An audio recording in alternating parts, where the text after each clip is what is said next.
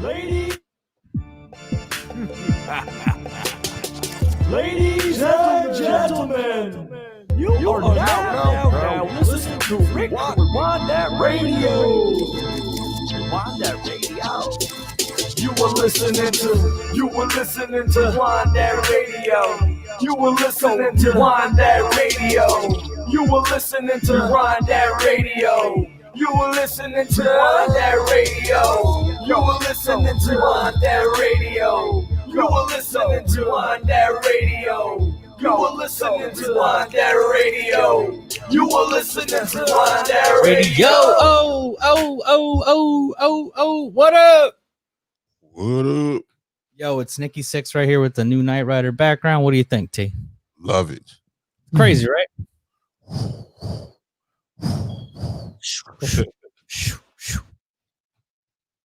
So, how was it? Alone man caught in something. Look at T's screen name is Mykill T. This is actually how we met. We talked about it last week. My man is on the Xbox. Hold on, let me adjust my set here because we don't need to see that the whole time. I'm a big Knight Rider fan, obviously. I got the nose. I built a kit myself. It's fantastic. You guys should check it out. But my man T here is up on the Xbox, and he's got Mykill T as his screen name. So we started chopping it up, which is where we got the name, by the way. The Sunday night chop up. And yeah, so now we got the studios getting locked. Things are looking good. T, man, how was your week, bro? Week was pretty good, man. I had bought the game that I told you that we were supposed to play. I ended up buying Avengers game? Yeah, oh man. Any good? Graphic, oh, phenomenal. Storyline, crazy. I can't tell the I don't want to know spoilers because I'm still trying to beat it myself. The game is phenomenal. First of all, you start off as Kamala Khan.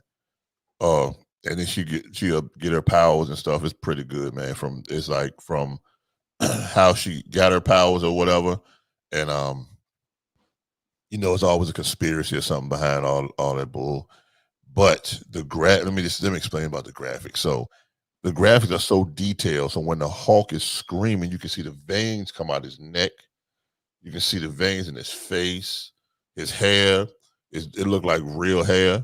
So it just like when he's screaming and he starts shaking his head, you can see the hair just shaking too, man. So they put a lot of time and money into that game, but it, like everyone said before, I got the main game. It was a lot of glitches also because when it first came out, everybody got the demo or the little demo thing, and then they said it was a lot of glitches with that, but the whole game itself is phenomenal. It's awesome how you can play these characters. So right now I'm waiting on the Black Panther to show when they get the DLC. Oh, and also Clint, if y'all know his real name, his first name, Arrow, Hawkeye. Oh, yeah, Arrow guy, Hawkeye. The only person who got no powers, Hawkeye. Hawkeye's daughter is going to be a downloadable character, her and Black Panther. So I'm waiting on that. That's going to be pretty dope, man. And I know it's going to, and it's kind of messed up. I'm just going to say this real like this. It's kind of messed up how they You're going to do it. You're going to say it. Yes, I am going to say it. So I'm going to say it like this. It's fucked up. It's fucked up how they're making all that money off of that man's death. Did you talk about Spider-Man yet? Oh, excuse me. Spider-Man. You know what's really fucked up? Yeah, there's only Spider-Man's on the PlayStation. Is grabbing fucking Spider-Man by the balls. So if you ain't got a PlayStation, you can't play Spider-Man. That makes me want to sell my PlayStation and like never use it again. And I bet you, I'm telling you what's going to happen. Their PlayStation is going to get it for free. I'm telling you, PlayStation, this is what's going to happen. PlayStation is going to get it for free. But then down the line, Xbox players are going to have to pay for that Spider-Man. Yeah, Sony's going to charge everyone like $75. Like, you want Spider-Man on your Xbox? Give it up, prompt date. Give us that cash. Dude, that was awesome. No, I'm glad you got it. Last week you were talking about it, and and you kind of inspired me to get it because that multiplayer looks like it might be fun, and I might have to jump on that Xbox with you because that's what we do, you know. What I did this week was me and my lady went on a little road trip, and we got the this was part of it. We got the old Knight Rider bumper, which I already have, like I said. Got the light, got it all set up. My car's almost done. I got the hood I need. I got everything I need. It's time to take it to the paint shop and drive around town in a screen accurate kit, which is insane to me that it took me almost 3 years, but it's my dream come true, bro. Like, here I am. Check it out. This is it. This is the guy. That's it. Everyone knows what this is. We're on a nerd show. KITT. KITT, that Night Industries 2000. Anyone looking for a trivia answer? That's what it is. Speaking, hold on. This is what we call a segue in the radio business. Okay. Speaking of dreams come true, my good friend, my brother, Keith C. Wade, is going to jump on in a little bit. He spent actually the last 3 years pursuing his dream, which was writing, developing, editing, and finally producing his own comic book.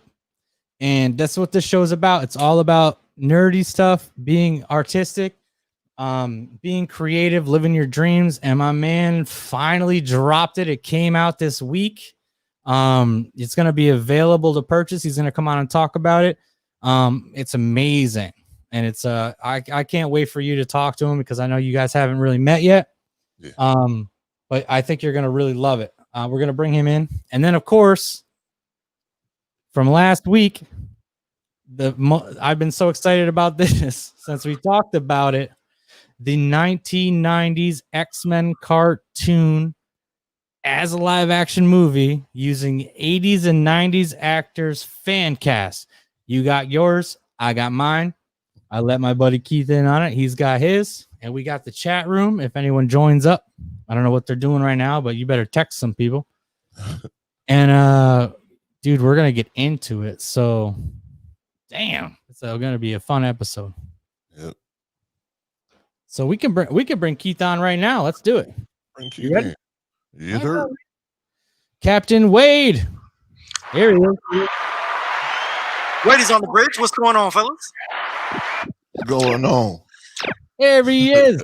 Hey, man. Thank you guys for having me on the show. My brother Nick, man. Thank you so much for having me. T, man, it's a pleasure to meet you, brother. I've heard a lot of great things about you. Brother.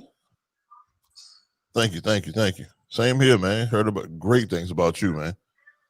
Thank you for having me on my show. I feel like I'm I'm a late night host on like a late night talk show. I feel like I can just come through the curtain and look like, yeah, how y'all doing? What's up? We had the band play you in. Yeah, like an Arsenio Hall / like when I was a kid, I couldn't go to sleep until I watched Johnny Carson. Real talk. I used to love that stuff. Oh, man. What did you love about it? I want to hear this. I just the coolness of it. Like Johnny Carson was the coolest dude on the planet at that time, dog. Mm-hmm. Like, like on TV back then, you could like actually smoke, and you didn't think Johnny Carson smoked, but you could like tell like after the cameras turned on, these motherfuckers. He had that like Rat Pack kind of vibe to him. And I was, I've always been like a lover of that era, that like the 70s era. I was born in 75. So all that stuff, like the Honeymooners and I Love Lucy, all that kind of stuff is just so dope to me. So I loved it. Hello, say. Lo sé, yo gasan splentodo. Lo sé. This guy over here. Yo, you guys you're talking Rat Pack. Listen, I'm an Italian American. These guys are a big deal. Then we had And then we had the Sammy Davis in there too, though. So we had the Sinatra, we had the Dean Martin. The Candyman can. Moon over Hagen's on. Like a lot of people don't know, like Frank Sinatra was a real big proponent of the civil rights movement. It's true. Talk about it, preach. You know, Frank Sinatra was a proponent of the civil rights movement. Marilyn Monroe, like, refused to go and not let Ella Fitzgerald sit right next to her when she was at the Oscars in different venues. It's because of Lucille Ball that Star Trek was on. So just all kinds of stuff, man. Preach. Actually, now you're talking about that, Mr. T over here, he's got a lot of connections with some big groups. NAACP nominated him for what? President? They want me to. So let me explain the whole thing. So I went to college and I went to HBCU. Okay. I went to Allen University in Columbia, South Carolina. What's up now? Mrs. Ovida Glover, her father was one of the people that was with Martin Luther King at the time when he was preaching, and I saw a picture of her father, and Martin Luther King was holding her as a baby. Wow. Yeah, and she also became the NAACP president of the Columbia, South Carolina chapter. And she kept pressing me to continue to her legacy up here in Virginia, and I was like, I don't know, that's a big thing on the plate right there. But she always pushing me. She always pushed me and called me about it and talked to me about trying to even just trying to run for president up here at the Richmond, Virginia chapter. But that lady, she's walking history, man. She's walking history, and I love that lady to death, man. She was my dorm mother when I was in college. That's dope, man. We got a connection, man. My uncle went to Allen. For real? Yeah, long time ago. That's dope, man. Yeah, he played football at Allen. Yeah, I played basketball at Allen. That's dope, man. Yeah, That's man. cool. I went to Albany State University. Oh, okay. I'm actually right across the street. Look, we right. Well, actually, I went to the HBCU in Georgia, in Albany, Georgia. Okay. Yeah, and we right there. And I'm currently a professor at HBCU, Florida Memorial University. Okay, that's dope, bro. Yeah, I'm like Professor X for real. It's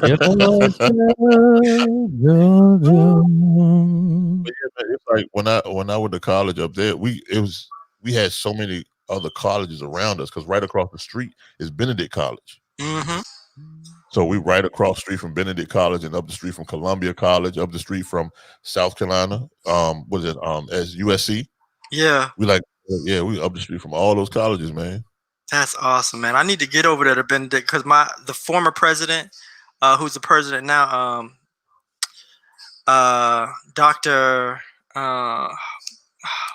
Why am I forgetting her name right now? Oh my God. She's the president now at Benedict. Okay. Yeah, she's awesome. She's so great. So let's talk about some geek stuff, y'all. Yeah, let's go. Man, no, I gotta be honest. Like, I'm trying to do some of the production here, trying to get some of these images and stuff. But that's fascinating that you guys are so connected like that. I literally had no idea. Like, I was just like, yo, my boy Keith has a very successful podcast, Sci-Fi Saturdays. Check it out every other week. Every other Saturday. Every other Saturday. I've been recently invited. Hold on, let me go back to stream here. I've been recently invited to be a guest on the show. Maybe not every week, but pretty much. And it's amazing. It's so much fun. I got live DJs. We got Dr. Tachi. We got Mr. Captain Wade here, and we got my man Mark, who is a voice actor, DJ. He was the traffic guy, right? Yeah, Gary D was the was the traffic man, but Gary's an amazing talent himself. He's been in radio for a while. He's a stand-up comic. We have a really, really talented group. I started it with Gary and then brought on Raw DJs and Dr. Tachi. We've been going actually November is going to be our 4-year anniversary. Yeah, tell them nice. what's up, man. I'm Tell doing them about Keith. Tell them about the show before we get into the nerdy stuff. Sci-Fi Saturdays is like Saturday morning cartoons for adults. So we reminisce on everything geek, everything sci-fi, speculative fiction, comic books, all that kind of stuff. Of course, from a perspective of people of color and people who don't kind of marginalized and don't get a chance to really voice their opinions about it. Some people don't, believe that there are so many African American or people of color that really, really love this genre, but we proved them wrong. And so every other Saturday morning at 11 o'clock or thereabouts, we get on via Facebook Live and just go at it. Sometimes it's really serious, sometimes it's really funny, but it's always super entertaining. So that's every Saturday, if every other Saturday, first and third Saturday of the month, Sci-Fi Saturdays, 11 o'clock. Sweet. Yeah, we do that, man. And like Nick, what was the last show we did? Oh, I think we talked about who's gonna replace or who we believe could replace Chad in the Black Panther franchise. We don't believe there's a way that we could replace him, but if there was a way, whatever they're gonna do, we're kind of speculating about it.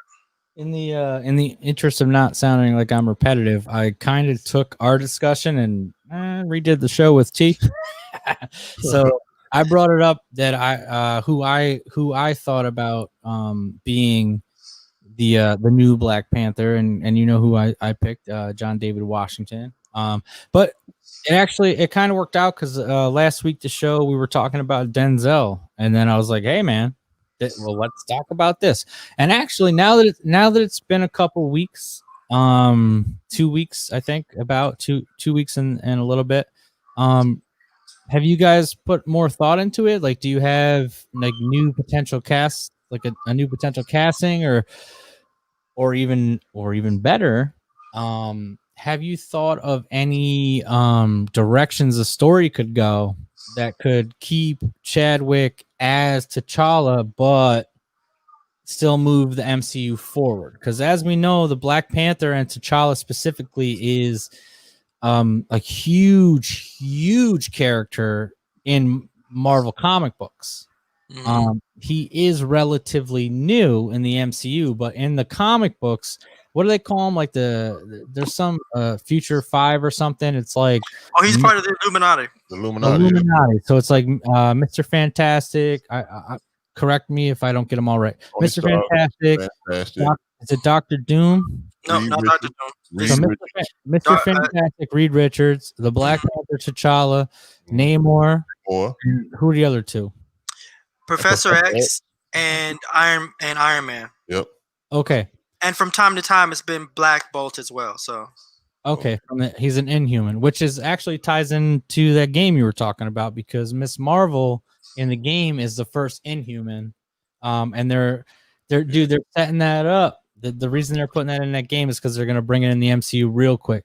So what do you guys think? Do you have any thoughts on how the story could go in the MCU now that technically T'Challa? I don't know if they're going to replace him, but where do you think it can go? I don't. All right, so I know it's gonna sound weird, but so I was thinking they'd probably end up taking Shuri and making her the new Black Panther. If not that,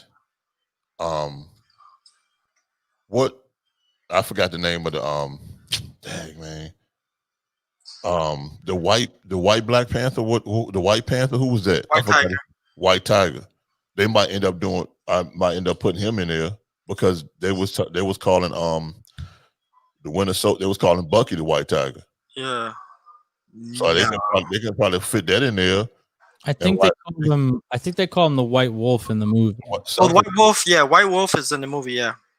Yeah. So I know that at one point in the comic book that somebody dressed up as a white something and was fighting like Black Panther. So they can probably put that in there. I think that me personally, it's canon that Shuri took over for Black Panther. I think that's the way they're gonna go. I've also heard little rumors. This we might discuss this on Sci-Fi Saturdays. Okay. Is that they might do something similar to what they did with the young man from Fast and Furious franchise. Oh, you talk about the CGI? The CGI something to kind of like give him an ending. Got you. And of course, the way the Black Panther works is, you don't necessarily see his face when he's in full costume. So what they might do is have some type of situation where when he gets into full costume, you don't necessarily see him, and then have the storyline, explain his absence or his death, and then Shuri take over. Got you. So we'll see. I still feel, and I mentioned this on your show, and I think I mentioned it to T here. I still feel like while he didn't tell anyone else his situation, that he might have talked to Feige about it. And then Shuri take over. Oh shit! What's happening right now? My bad. I still feel. I'm getting like feedback, and I think I mentioned it to. That's getting feedback. My bad. Sorry. Yeah, that's me. Stop messing up my show, Keith. I'm sorry. A lot of time making this perfect here. I'm sorry. I was trying to share it. So, that's good. Yeah, I did the same thing. I just I was off camera. No, I still feel like even though he might not have told many people, that he might have disclosed to like Kevin Feige that what was happening. I'm really, really praying that they made like a closed thing where he filmed a couple of scenes of him kind of sending off. I know he didn't. Don't shake your head. I know he didn't. That's why I said I'm hoping. I would love to I would love to say, yeah, of course, yeah, he did. But the way film, I'm a filmmaker as well. So the way it works is there's not even a script that's finished yet. Mm-hmm. So they're not going to shoot anything before they have an established script. And the best they could probably do is take some, almost kind of like Princess Leia-ish. When Carrie Fisher passed away, is where they could possibly take some of the unused footage of Chadwick, either in any of the last couple of movies he's done, and write a scene around that, and then plug that into Black Panther 2. That'll be good. Hopefully. So what you think the Black Panther 2 will be about? Because I seen some posters with like the Namor was supposed to come. Yeah. So I believe that's going to be there as well. They might even link his death to Namor. Possibly, yeah, possibly. But I'm fairly certain that it will be revolving around Namor, and my hope, cross fingers, is that they'll involve Dr. Doom as well. Yeah, that's my boy, man. Victor Von Doom, that's my boy. I love the idea of that. Because that last Fantastic Four movie was the worst. They did Doom wrong, man. They did my boy Doom wrong, and they did that whole movie was. They haven't got Doom right since yet.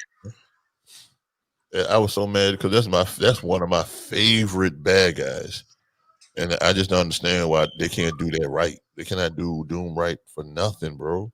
And, so and it's not that hard. It's simple. So T, what? All right, in your opinion, obviously, not in my opinion. Tell everyone my opinion on why it didn't work. No, in your opinion, why didn't the two live action versions of Doom work, and what would you have done differently? Like, what do you think should have been done? First of all, they should have started out him in his own country, first of all, and how Reed Richards and him used to go to school together. They should have did all that together, all that, and how he was always in competition with Reed Richards, and I believe that would have been perfect. That would have been perfect opening to that whole thing, and then how Doom was jealous or something, and he was vain. Doom had a baby scar on his face, and put that whole mask on his face and burnt himself. Just to Doom is just my dude, man. Doom was just awesome. How he would send out Doom bots to try to kill everybody, the Fantastic Four and other people. And then Doom ended up being the I think it was the Herald of Galactus. He ended up in the glove, the gauntlet, and then started controlling Galactus. That was crazy. That whole thing, that whole thing with him controlling Galactus, and he always have like a underlying something, because he'll deal with people like the good guys or whatever, and then but he always have some underlying plot all the time. He has always something underlined to make him more powerful. But yeah, Doom, I would rather them had made Doom like starting off with him and Reed Richards at school and everything, and how they became rivals and stuff like that. I wish they would have started like that. That would have been the best way. And then just gradually make it, gradually made Doom into Doom. I agree. Yeah. I think they never have casted the role correctly. They've always cast American actors, and Doom isn't an American person. No. Doom is from Latveria. He almost. I think a lot of what they used, the similarities of Doom is they kind of modeled him after Hitler. True. Doom is one of the greatest minds, probably smarter than Reed Richards. And not only does he do that, but Doom has that connection to the mysticism, the mystical arts. Yep. So they've never got the real gravitas of who Doom is he's smart, he's rich, and he deals in the mystic arts. So he's actually fought Mephisto, the devil, to get his mom soul back. So that boy ain't nothing to play with. Dude ain't nothing to play with, and they've never cast him right. They need to cast somebody that's not this pretty boy from America. They need to cast like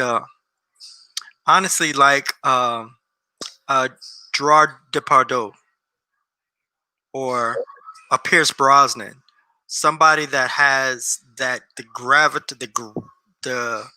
gravitas of something really, really sinister. Doom is that dude. I agree with you completely. And when you just said about Pierce Brosnan, bro, I think that don't just like a light in my head just now. That'll be dope for Pierce Brosnan to be Doom. He's got the look. He's got a nice. He's handsome, but if you can see if like he got burned, I'm not sure. I don't really know the Dr. Doom backstory, but I know his face gets messed up. But you can see like even if it gets messed up, he's still a good-looking guy. And he does have that gravitas. I mean, if you can play James Bond, you can play a lot of these characters. Yeah. What about what's his name? Christoph Waltz, the guy from like oh yeah. Bingo. Yeah. I think he would be an insane Dr. Doom. You said a dude from Django, right? Yeah, the white guy. The white guy. Because he's got that like you can kind of like hear him and you're like, yeah, he seems like a nice guy, but also he's got like this whole thing going on behind the scenes in his head where you're like, man, this guy will kill me. I think that would be my submission, but that's off the top of my dome here. That's a good one though, because I wouldn't have thought of him either. That's a good one, bro. Well, what Keith said about Pierce Brosnan and the other people he thought, like it reminded me of him. Like, yeah, this guy is like, he's underrated. I mean, he got an Oscar nom. I think he won one actually. But he's got that weird kind of. He's got the accent. He's got this like presence on screen, and you fear him when he's on screen. So that'd be my toss up. Also, he played in Inglourious Bastards too, didn't he? Yeah, he was the Nazi.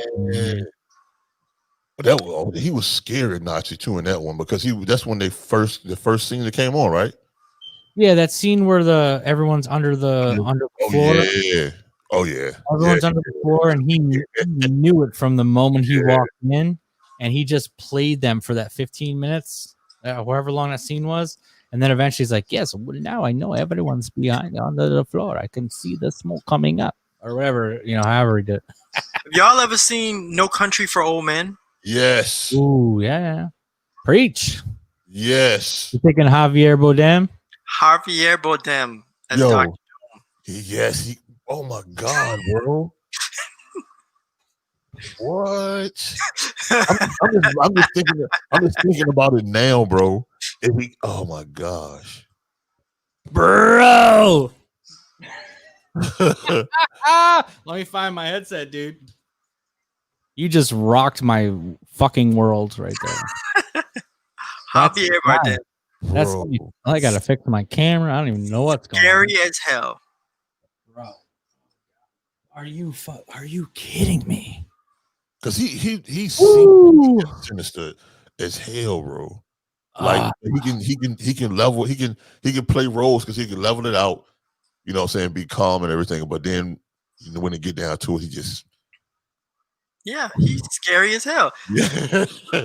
Javier Bardem in No Country for Old Men was one of the greatest, for me, one of the greatest film villains ever, bro. There's no one else to play him. That's it. There's no one else. That's it. Bro, dude.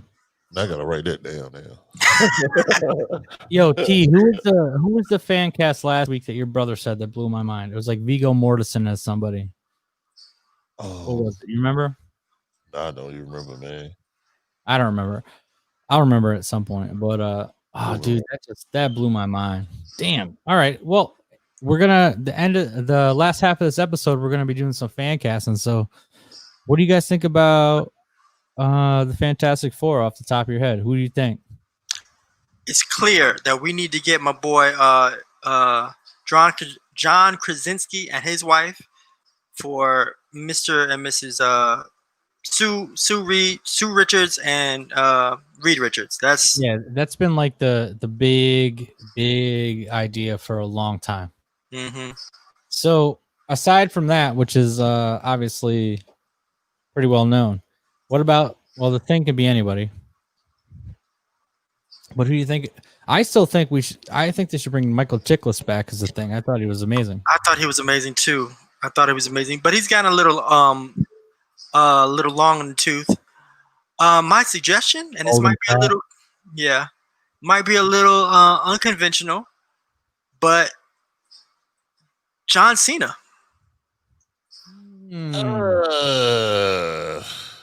John Cena. We need someone that can act. John Cena. If anyone listening is watching, John Cena is actually on the show. You just can't see him. Let me see, man.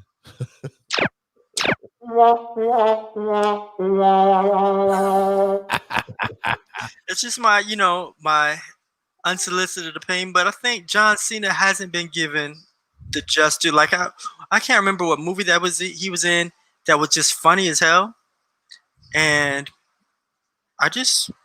maybe John Cena, maybe. That was the Amy Schumer movie you're talking about. Yes. Yeah. Okay. All right. I'll give you this one. I'm not sure I agree or disagree. I'm neutral. I'm Nikki Neutron on this one. All right. So, Human Torch though. Johnny Storm, arrogant. Whatever you want to call him. Yeah, he's cocky and young. Yeah. We got someone popping in saying Zac Efron as a Human Torch. A lot of people are saying Zac Efron. I like that idea. I'm okay with that. I like that idea. Zac Efron or one of the kids. Oh, you know who I like? He played Billy in Stranger Things. Okay. Oh yeah. He's a little older than the regular cast. Yeah. Yeah. He was the redhead sister brother. I think he'd be a perfect choice. Really? Mm-hmm. I still like the race swap. I don't think Michael B. Jordan's the right guy, but I could see Johnny Storm as like anybody. You know what I mean? Like there could be. They got to go to the original, man. You guys are purists. That's so racist. I think Johnny Storm should be a white guy, man. Yeah, I think so too. I think it just feels Johnny Storm feels like Sue Richards' real little brother. Like she needs to have that antagonistic kind of relationship with him. He needs to have that antagonistic relationship with the Thing. So I think that would work better with This just in, Captain Wade thinks that white people are corny and they shouldn't race swap. Crazy, man. All right, so let's get down to the nuts and bolts here. The reason we have Captain Wade on is because my man has written, developed all the other words you can think of his own comic book or graphic novel, excuse me. And it finally, after 3 years in development and many nights of blood, sweat, and tears, has been released, and we're so excited about it. He's excited. I'm excited. We want you to talk about it. Tell us what this, like, the premise of the story, what it's about, and give the listeners like a heads up because they can buy it right now. It came out this week, baby. You can buy it. Yes. Listen, real talk though. I've been a comic book fan since 1986 or so, and so yeah, man. Speaking of Fantastic Four, the first book my mom and dad ever took me to a comic book store to buy. Actually, I bought it in like the bookstore by the bingo hall. Was X-Men versus the Fantastic Four, issue number 2. And that came out. Oh yeah, I got it. I could go in here and get it right now. But I love comic books since then. I actually, this actual book has been in development for about 3 years. But my first comic book company that I founded in Miami, Florida, was in 1990. I've been trying to make a comic book for 30 years now. Real talk. And so finally, after all the disappointment, after all the heartbreak, after pouring money down the drain that I didn't even have, I finally got it together. And it's actually a sequel of sorts to my novel, A Warrior's Path. And this is the addendum story. It's like the extended story of A Warrior's Path, which takes place 375 years from now in Africa. Okay. So this book is called A Warrior's Path, The Chronicles of Shara Malazi. And it's about the only female soldier in the Imperial Guard from New Senegal. So it's almost kind of like a G.I. Jane type of story where she's the only warrior amongst the best warriors in all of New Senegal. And they are sent to what's loosely described now. It's the area that's pretty much like South Africa, from Senegal to South Africa. Mm-hmm. But they are sent to destroy or try to burn out this, what I call a demon terrorist group. They're mythologically based. They're called the Onyx. And they can possess people. They kill people at night. They possess your dreams. They control you. It's like a complete, really, really scary situation with the Onyx. And the Onyx have assassinated, there she is. And that guy in the back, that is the leader of the Onyx. He who shall not be named. And that thing in the front, that's an Onyx demon. That's an Onyx wraith. And there are hordes of them. And this battalion of 100 soldiers and one female, Shara, has been sent to try to wipe them out. And what I call it a cross between Saving Private Ryan meets The Walking Dead. That is. Yeah, so it's a war story. It's a horror movie. It's a Afrofuturism, all that thrown into one over this 4-issue limited series. That's the sequel to my novel, which was published in 2017. So you're never gonna see a comic book like this, man. It's very, when I say graphic, it's graphic. Black excellence, everybody. Black excellence. Thank you, man. So That's give me why question. I can't wait to see this, man. Oh yeah, dude. I was telling T about it earlier, and he's like, "Whoa!" He's like, "I want to order one right now. I want Captain Wade to sign it. I need him to autograph it. I want autographs. I want the artist to sign it. You need to send me that right now." thank you, dog. So good. And you know, I've been friends with Mr. Wade here, Captain Wade, Mr. Key C, for I don't know, 2-3 years now, and he's been talking about it, and I'm like, I can't wait. I think we did the first show I was involved with on Sci-Fi Saturday was probably, I want to say 8 months ago, a year ago, and he had the artist on. The artist that penned everything, penned and inked. Shout out to Kenny Calderon, man, an amazing. He's actually a Marvel artist now. Ooh, upgrade. I'm not supposed to say that, but yeah, he's a Marvel artist now. Yeah, don't say. Don't worry, no one listens to this shit. We're the best. We're the best show that no one watches. But Keith's been talking about you know, the whole time I've known him, and then to finally see it to come out and like have that paper in your hand and the book in your hand, like it was very emotional. Like he dropped it on his show last week, and like we're all a bunch of sensitive old men, and like we are. So I mean, I'm like so proud and also like so humbled just to know someone that set this goal and then accomplished that goal, and now it's like rocket ship time, baby. Yes. Only thing I would like to say, man, congratulations. Thank you, brother.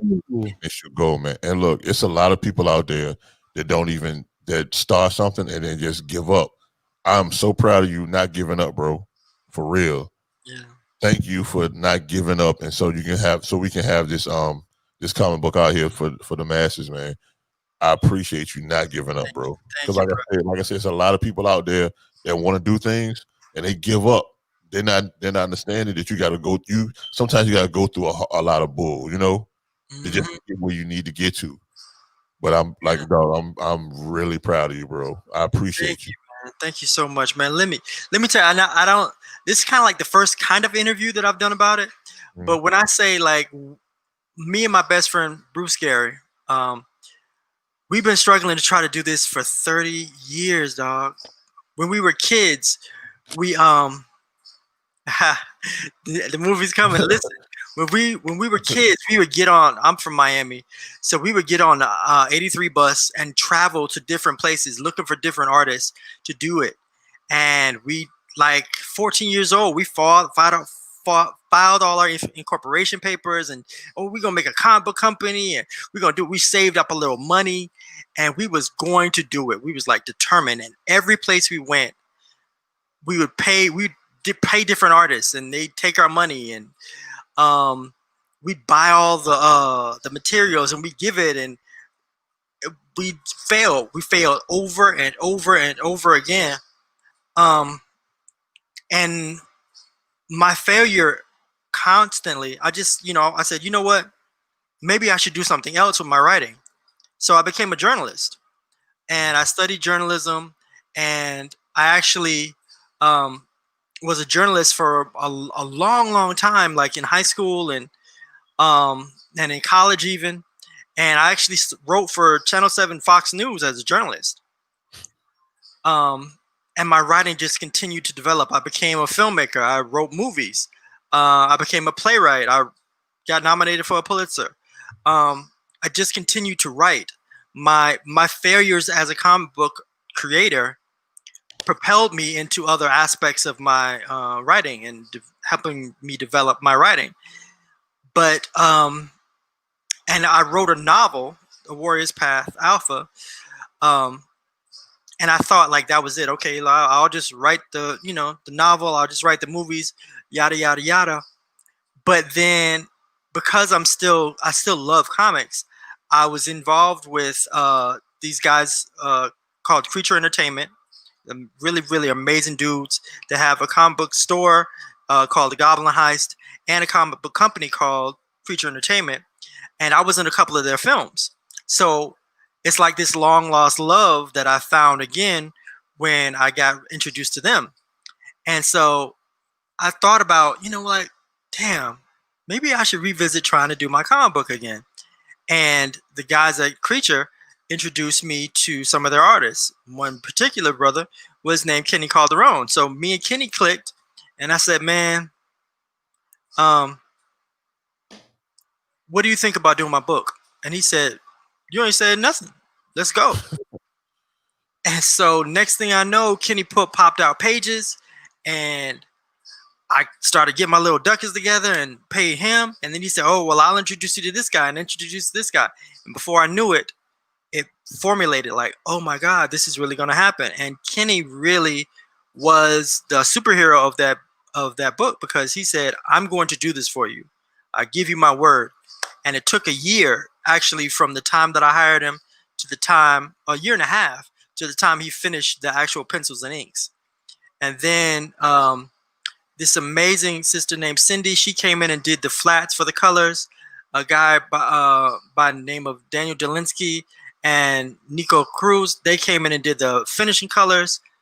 Juan Navarro did the lettering, and Julio Alvarez did the editing, and the book got finished.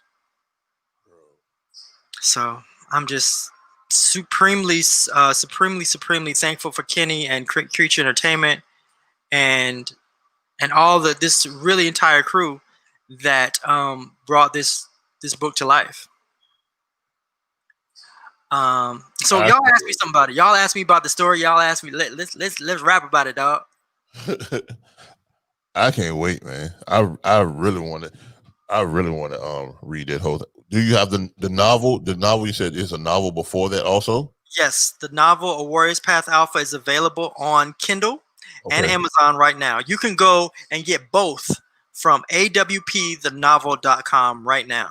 Okay, can I get a hard copy? I don't want to no digital. You got hard copies? Yeah. You can. They'll send the hard copy to your house right now. They're quicker than I am because it's on Amazon. Yeah, I'll make sure I get both copies, man. But I still want you to sign my copy, bro. I'll send the money to you. I want you to sign the copy with if you can get all the artists, the people who did the illustration and stuff, you can get them to sign it too. I would love that, bro. Oh, absolutely. Captain, hit me with the website again.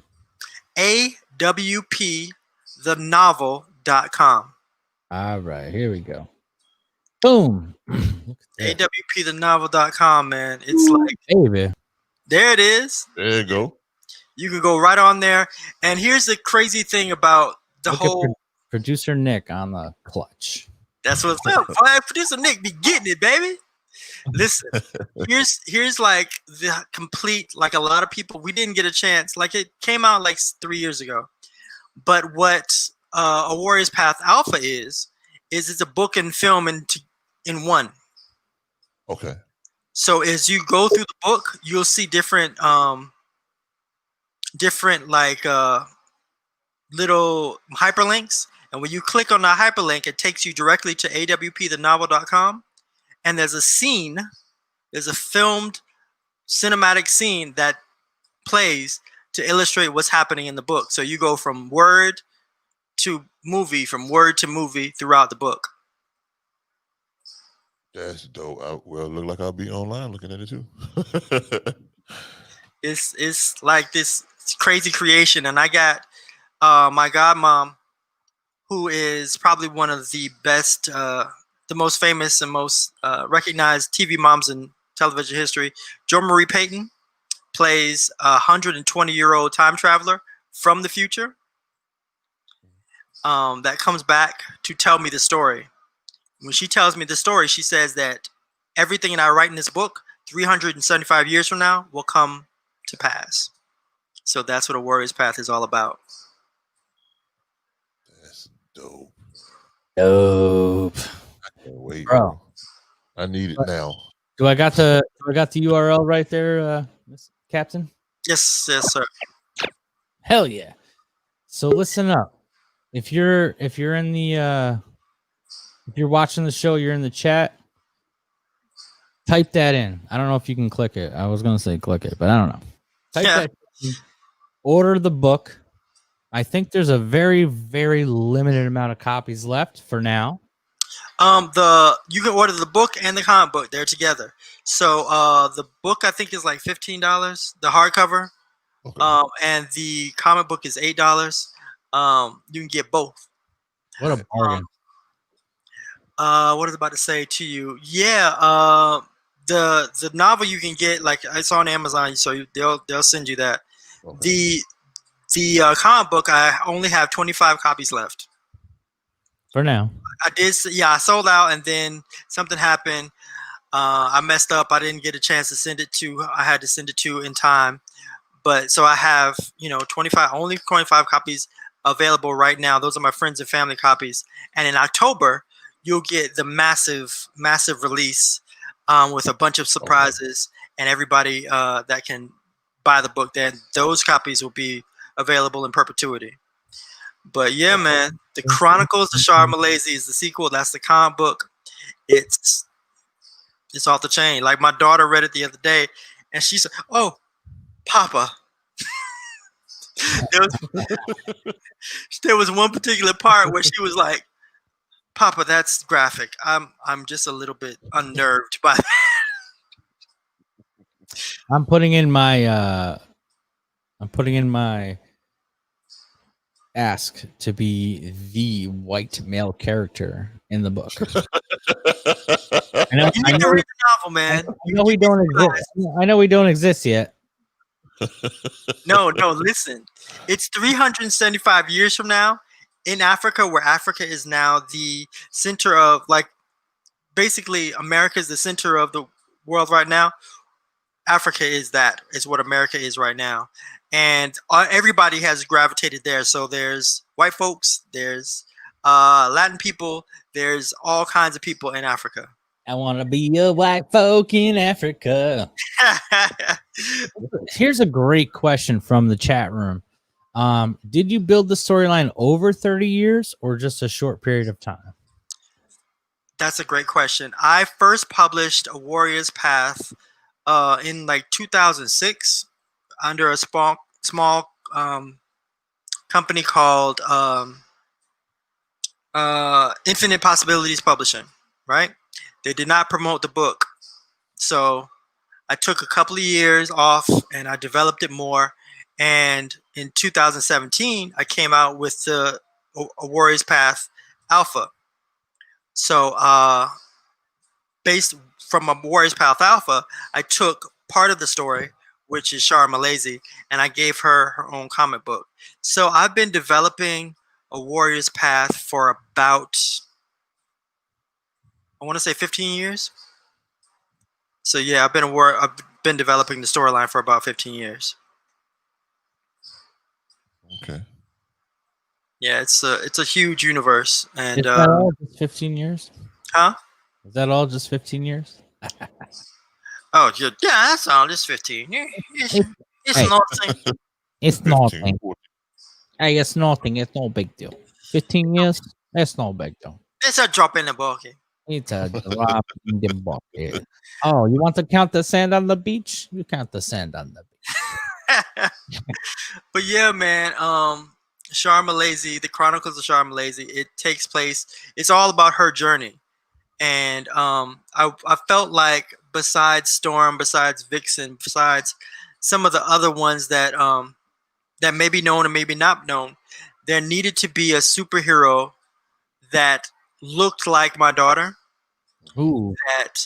That as a woman, she goes through the stuff like nobody ever talks about what happens when a woman is faced with this really misogynistic society, and she has to maintain that I'm a warrior, but she still has the emotions of an everyday woman. Like, she wants to get home to her man. She wants to have a family. She just wants to survive and get home. Um, and she's facing these odds that are insurmountable. Like, everybody thinks that they're gonna die. Every member of her squad, of her battalion, thinks this is a suicide mission. You've set us up to get killed. And Shara has to face that and say, listen, I'm not gonna die. I'm not gonna die because I have to get home. I'm gonna get married the second I get home. I have a father who wants to see his daughter come home from war. I'm not going to. I have little girls that I mentor and I teach, and I have to get home. So the hell with y'all thinking we gonna die. I'm not gonna die. I'm gonna make it home. So that's the gravitas of her character. Besides all the stuff that she has to encounter with the Onyx and with the war that they're facing. I wanted to really speak to the humanity of being a woman at war.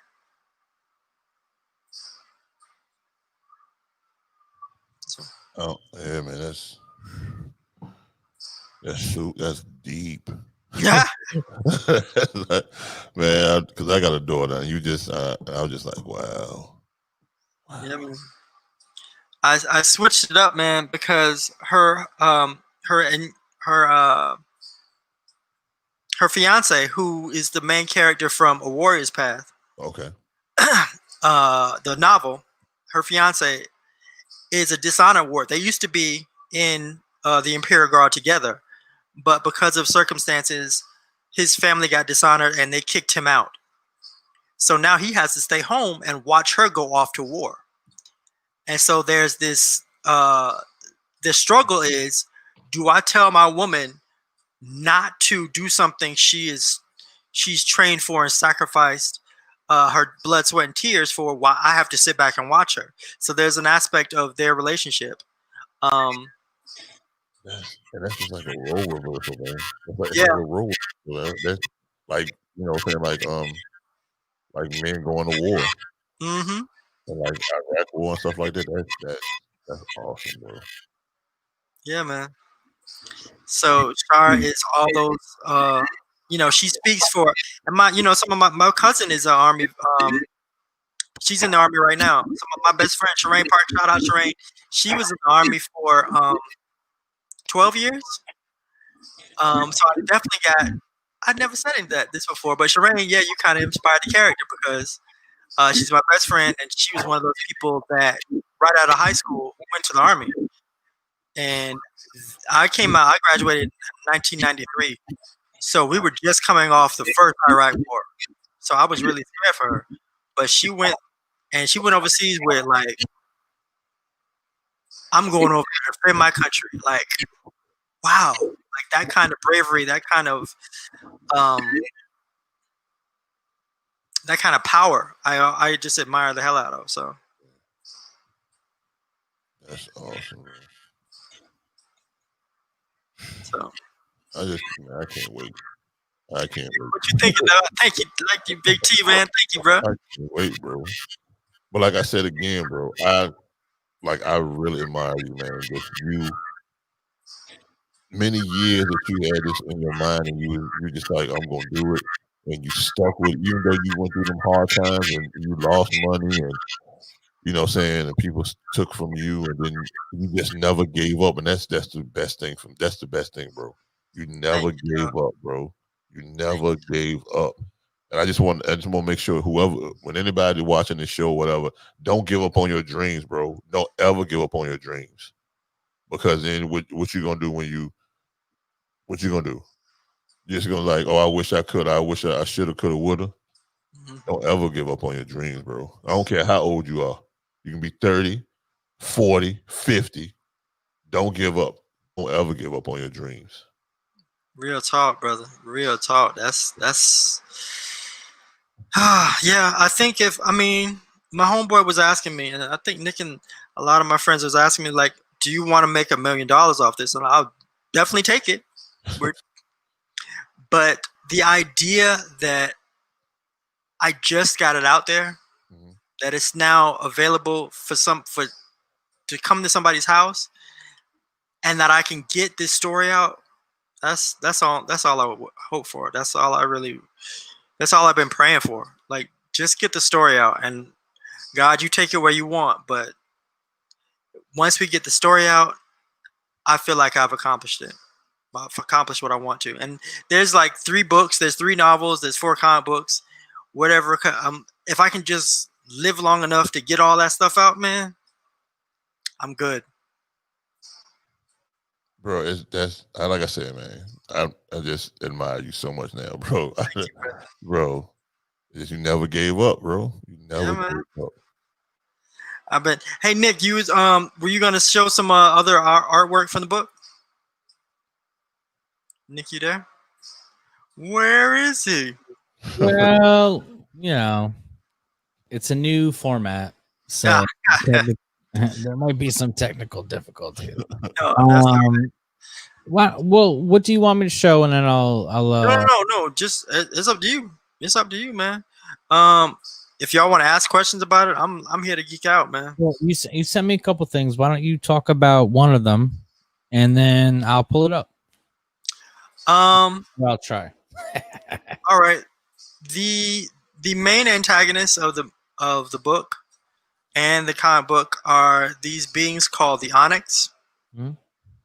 And I loosely describe them as demonic zombies. Okay. Led by one particular being, he who shall not be named. And they have this ability to possess people. Like, you'll be walking around and you wouldn't know that the person is possessed by an Onyx because they look like everybody else. And they be controlled by the Onyx. They be controlled by he who shall not be named, doing things. And then when they want to manifest, you'll start to see their eyes bleed black blood and start coming out, and it'll come out as this being. This dark, bestial looking thing. And they can be anywhere at any time and be in anyone. So the first, I think one of the pages that I sent Nick is when this thing was stalking, not to give away too much of the story of the book. It was stalking. Don't give it away. You know, the main character, Shara Malaysia, and it manifests. Y'all make sure y'all go get this book, man. Y'all make sure y'all get this book, man. So it comes out. Yeah. The Onyx, I thought about what would be the scariest thing that I could possibly do. And for me, the scariest movie ever made, just my personal opinion, is The Exorcist. That is the scariest movie ever made for me. Traumatized me for life. Yeah, a lot of people say that traumatized them. A lot of people say it traumatized them. For life. They're remaking that shit? Yeah. Is this it? Yeah, that's it. All right, there it is. All right, so explain what's going on in this scene without giving away the story. So the Onyx demon has just come out of this person that Shara was close to, and it's coming out to attack her. And she pulls out her photo spear and has to fight it now. And these are deadly damn creatures that can come at you in any time, from any direction. And she's an Imperial warrior, so she's prepared to deal with it. But this is not an easy thing, man. Imagine a zombie / vampire thing that can be in anyone and then come at you at any different time. I just want to point out to everyone looking at this, look how fucking amazing this art is. Like, listen, look at this guy's on the first frame here, the first panel. Mm-hmm. just the way this artist, what was his name again? Kenny Calderon is the beast. He's a beast, yo. Look at the way Kenny was able to use his mouth like this, with the bright white and then fading out to the pink. Like, this is actually really scary, dude. This is awesome. What was the name of the her weapons? Photosphere. It's a solid light. It's a combination of metal and light that is charged light. So it's not like a lightsaber where it's just laser. It's actual metal, but it's encased in solid light. So and this is a crazy thing about the photospheres. They are genetically engineered to the specific warrior that wields it. So she can throw that thing and it'll come back to only her. That's tight. All right. Say no more. Say no more. I think if you haven't sold every comic book you ever printed by now, it's not gonna be sold, dude. I cannot wait. T cannot wait. I want to name. I can't wait to read this. Order when I get off here. Hey, Nick, man. If you're not busy, I'll bring you your copies tomorrow, dog. Hey, man, I'm around. As a matter of fact, what we're gonna do, and I ran it by the crowd first, is next week we're gonna have a trivia at the beginning of the show. I gotta get my camera here, my frame here. Our whole show next week, we're gonna talk about a little bit about the book because we'll probably get a chance to read it, and we're going to have a trivia question. We're going to have a really tough trivia question for everyone watching. And the prize will be... Dun, dun, dun, dun. It will be a copy of Keith's book. His family and friends only copy. Before mass production. Yeah.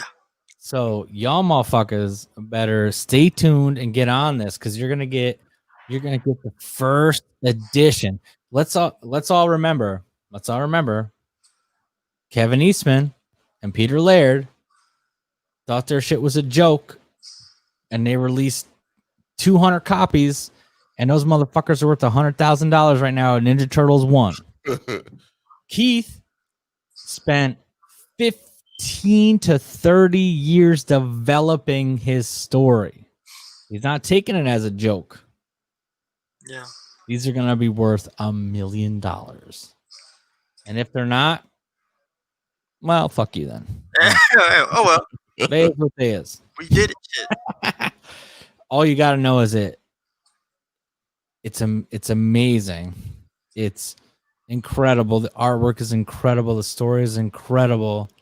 And anyone listening or will listen in the future and get the 18th edition, because he's going to have to print that many. Yeah, we're in the second print already, dog. We're in the second print. Do it. You said also in October it'll be mass print. It'll be ready to go. It'll be October is the grand premiere. Okay, and then you also said there'll be some special stuff with it also. Yeah, we got some surprises. I'm not even going to tell y'all what the surprises is, dog. I'm not going to tell y'all, dog. But it's going to be like, oh, snap. Yes, we're going to roll it out big. I want it. Thank you, dog. Thank you, dog. Big T wants that shit. Yo, he gets what he wants, too. He's like you, Keith. Hey, man. That's HBCU alone, man. I believe it. Alan, if I want it, I'm gonna work hard to get it, bro. And he wants it, he gets it, just like me. That's why I got a fucking Knight Rider light. Hold on, check you this better out. turn that shit on, dog. Bam! Hold on, let me raise it up. You raise me up. I've always wanted that on my car, and you and I have talked about this. I wanted that damn Charger wide body, and I'm gonna put that shit right in the little thing. Whoosh, boy. Oh, by the way, I have a car with this. This is my second one.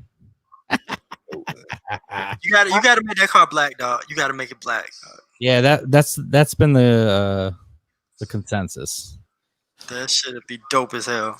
So I'm gonna listen. We're gonna put this on the show. It's gonna be amazing. So here's what it is.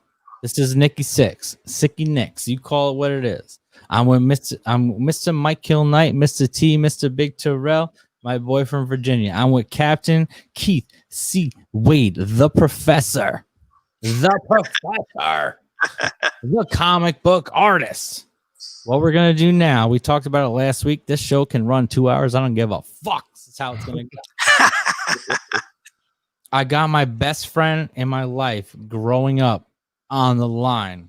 He wants to chime in too, and we're gonna bring his ass in. What we're doing now, we talked about it last night, or I'm sorry, last episode. Yep.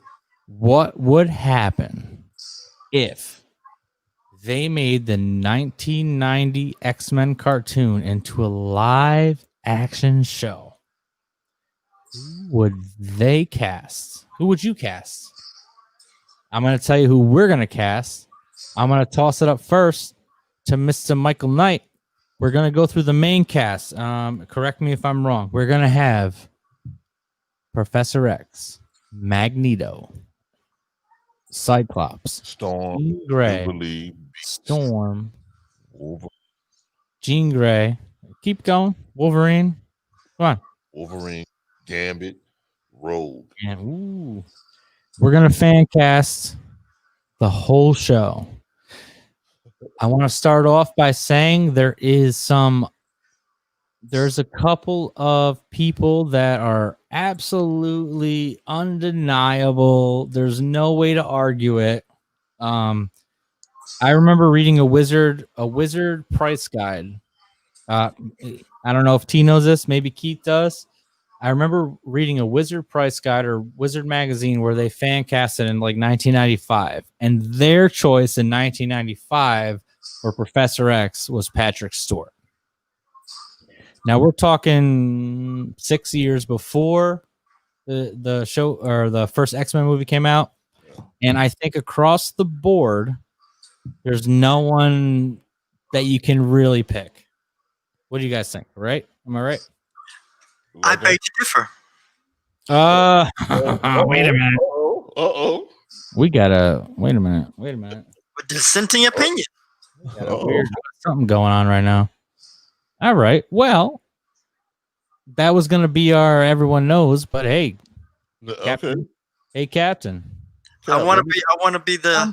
Tell me what you think. Here's the thing. Of course, Patrick Stewart is my dude, but and he's the most perfect person.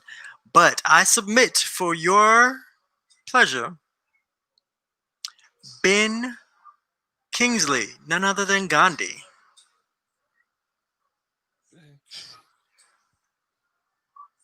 Let me ask you this. Why do you think him? Why? I just want to know why. Because he not only is an actor of that caliber, but at the time in the 80s, he was bigger than Patrick Stewart. He played Gandhi. He got an Oscar for playing Gandhi, dog. Ben Kingsley, he is another dude who's has a sir on the end of other end of his name. Ben Kingsley. Yep, he does. Ben Kingsley at the time would have been, oh my God, the gravitas of that choice, and especially after you hear who I would pick to be Magneto.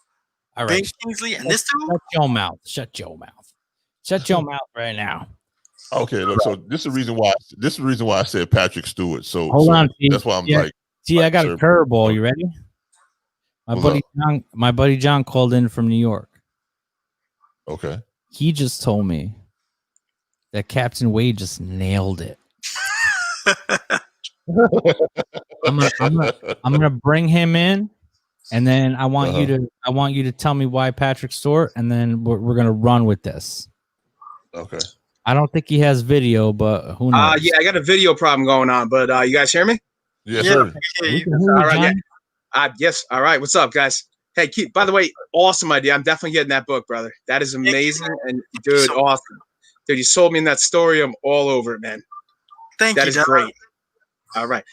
Now again, it should have been not Patrick Stewart from the beginning. It should have been Ben Kingsley. What are we doing there? Oh, Hold up, bro. Let me tell you. All right, so fight. Oh, go ahead. No, go ahead, sir. Sir, go ahead. all right, so check this out, man. I'm back then. I used to watch Star Trek: The Next Generation, and then on the weekend, you know that X-Men, the Saturday morning cartoons come on. But the 100%. reason why I say, this is why I say Sir Patrick Stewart. The way he acted on Star Trek: The Next Generation was, to me, Professor X-ish. So I just watched it. He the way he talked to like Worf and all those guys, it was just like all of them was like mutants, and he was just that he was Professor X. He was Professor X on the Star Trek: The Next Generation to me. That's why I said that he was perfect for that casting. That's the reason why I felt that nobody, even what's his name, can't even cope with him. That's why. Johnny, what do you think about that? What do I think about that? I believe that, let's see. Well, if you looked at the X-Men in the early 90s, I agree that cartoon is amazing, and that's what I grew up with as well. But, I mean, when you look at the casting, if we're going, Nick, I believe the question was actors from the early 80s to the early 90s? Any 80s actors, early 90s actors. So we don't want to get into fucking Vin Diesel territory. Fuck. No, exactly. Fuck yeah, no shit. So yeah, so I think that like nailing that between the early 80s, early 90s, outside of Patrick Stewart, pulling Ben Kingsley is the best answer, because who else are we pulling? Because Nick, if you got one better, I'd love to hear it. Well, it's a controversial pick. I know. I'm softballing this one to you, brother. Well, the pick doesn't make sense until I tell you my Magneto. Similar to what Captain Wade said, this is what I was waiting for. He wants to justify his Professor X with his Magneto, because honestly, they go hand in hand. My Professor X choice would be I don't have one of those. Sean Connery. Oh, okay. We got to shave his entire stuff. Well, I'm not his barber, but yeah, I'm sure that would have to happen. You didn't need one with that stupid beard. Okay. All right. I'm waiting on for your Magneto, bro. All right. So yeah. T, you're right. We all set our Professor X. Let's fucking do this. So where are we going? Captain Wade, who's your Magneto? Justify your pick, boy. So to justify the peaceful brother, peaceful man, again, Ben Kingsley would create. He has this peaceful, calm demeanor. We didn't have the baddest of the bad to be Magneto. And my choice is none other than Anthony Hopkins. I took my Okay. Please explain, sir, for the crowd. Anthony Hopkins, Hannibal Lecter, dog. But why Magneto, though? Because Magneto is, again, he's a Holocaust survivor. And this is the purist in me.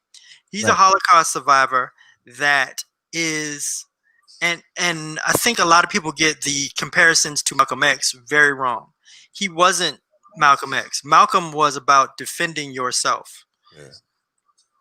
Magneto was about retribution and protection. Like he was a terrorist. Stupid beard. Magneto was oh, you know what? We're going to show you humans how to treat us. We're going to show you better than we could tell you. He had a vengeance about him. So who better than the guy who was the cerebral, mass murderer? Anthony Hopkins. He is scary.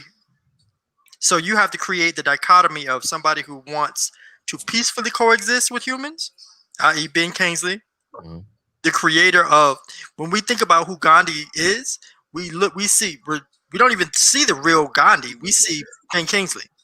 Okay. That's the vision of what we believe Gandhi is. Peaceful, nonviolent opposition compared to violence. We gon' make you humans pay.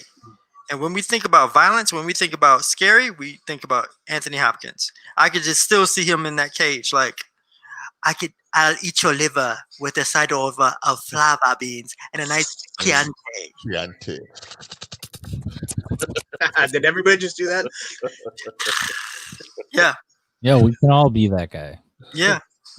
Anthony Hopkins, though, you got to have that dichotomy of good versus evil. Like, that's a good pick. Let's toss over to Mykill Knight, Mr. T. You ready? Who do you got? Hold on, everyone breathe.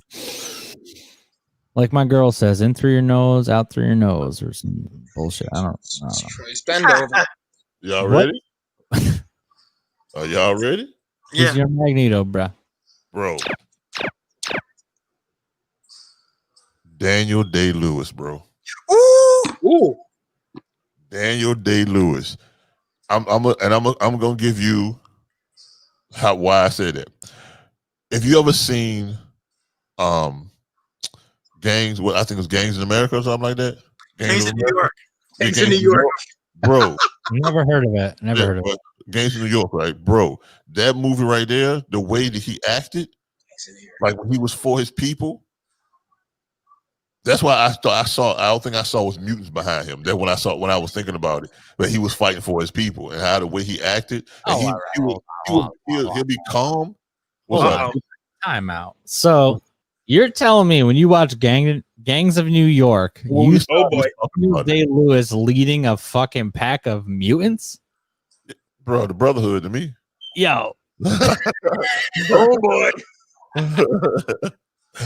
You're in the world, bro. When we talked about this stuff, man, we was talking about it, I was like, that's the only thing I could think about is him doing that. And then that's insane. And then when I thought about something else, his other movie, There Will Be Blood. There Will Be Blood. Oh, beautiful movie. Yes. Bro, Magneto all the way to me, man. I drink. I mean, he commits to the character. Bro. Yeah. He is the best submergent actor of our generation. Agreed, 100%. Dude, I think you might have nailed it right there. I'm almost embarrassed to tell you mine. Or honestly, I would pick Daniel Day-Lewis as another Dr. Doom. Okay. Oh, Dr. Doom, that would be good too, bro. Yeah. I was gonna throw in Alan Rickman. Alan Rickman as a Magneto. Yeah. Just if we're playing off of each, like, yeah. Yeah, no, he's got that. I mean, he's got that vibe. Like, he can be like kind of sarcastic, but also controlling. Submersive. Is it called submersive? I don't know. I'm not really good at English, bro. Yeah, I'm a submersive actor when I want to be. You're the professor. I don't even know how to use words.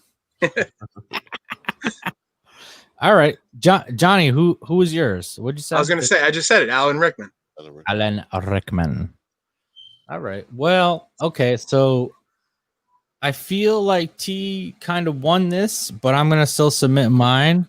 Mine would be Richard Gere. All right, explain that, please. Excalibur. Is that the? You're my best friend for 20 years. Explain this. First night, Richard Gere with the long hair. Imagine that shit being white, and he's going against Sean Connery as Professor X. That's it. Officer and a Gentleman, bro. Come on.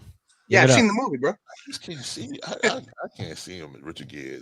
Man, you guys are. We're a tough crowd. Tough crowd, bro. Yeah. I can't see that, bro. All right. Well, fuck everybody. Move on to your next character, dude. Jesus Christ. Who's the next character? Let's go with Storm. Who you think would be Storm? Well, we're calling this from early 80s to like mid 90s, right? Yeah. Yes, sir. Okay. I think Terrell has the best pick, but I want to hear John first. No, go ahead, Johnny. Go ahead, John. You want me first? Yeah. Elizabeth Berkley. Who? Look at his face. Jesse Spano. Why? Just because she would look like Storm. Look at his face. Just make people laugh.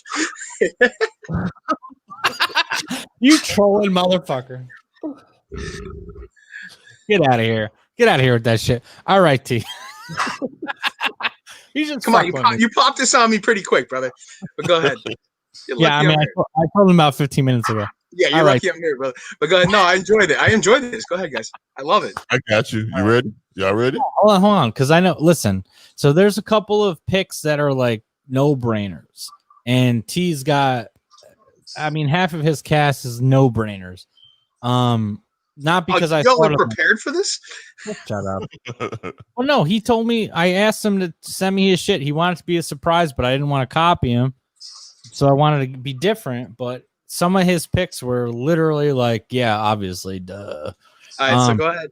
But because of this, because I know his pick for Storm, and I know it's amazing, and I asked So you can't. Go What? ahead. No, go ahead. and because I asked you, I want to hear Captain Wade's pick first. I think we might be similar, but I'm gonna just throw it out there to get it over. Iman. Who? Iman. I know what you're talking about. That's She's beautiful. Iman.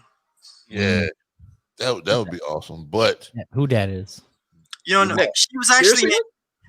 in Star Trek The Voyage Home. Iman, the statuesque. You don't know who Iman is, Nick?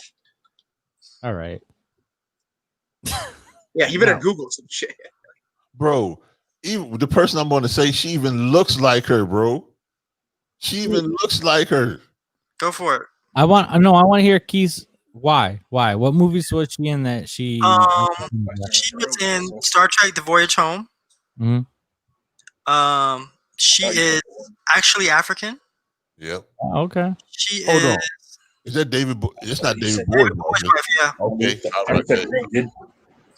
Yeah, she is just that bad. Like She is beautiful. She is beautiful. Hmm. she like the exact portrait of what you would believe Storm to be. That's Iman. You ready? You Yeah. ready? That's what I did. Let's Are go. you ready? Yes. All right. Here it goes. Bro. Drop it. Angela Bassett, bro. Perfect. She looked exactly like Storm in the 90s comic book, bro. That's a total fill. Just I think believe about it. I thought it was bro. When I saw when he put that when he put her up on the That's total fill. on the screen, it looked just like Angela Bassett to me. That's all I see is Angela Bassett. I think because she's like basically she kind of muscular stuff and everything, and she got a nice body, and I believe, and then she can play. Shoot, Black Panther showed me she can play have an African voice, have an African accent and stuff. So I'm sorry, I thought he said rogue. that's why I said. So Johnny over here thought when he said Jesse Spano, he thought we were talking about Rogue. We were talking about Storm. I swear to God, I thought he said rogue, not Storm. That's why I went with that. All right then. What's your Storm cast though, bro? I think it's already been perfectly done. It's Halle Berry. Wrong. Wrong. The black crowd says no.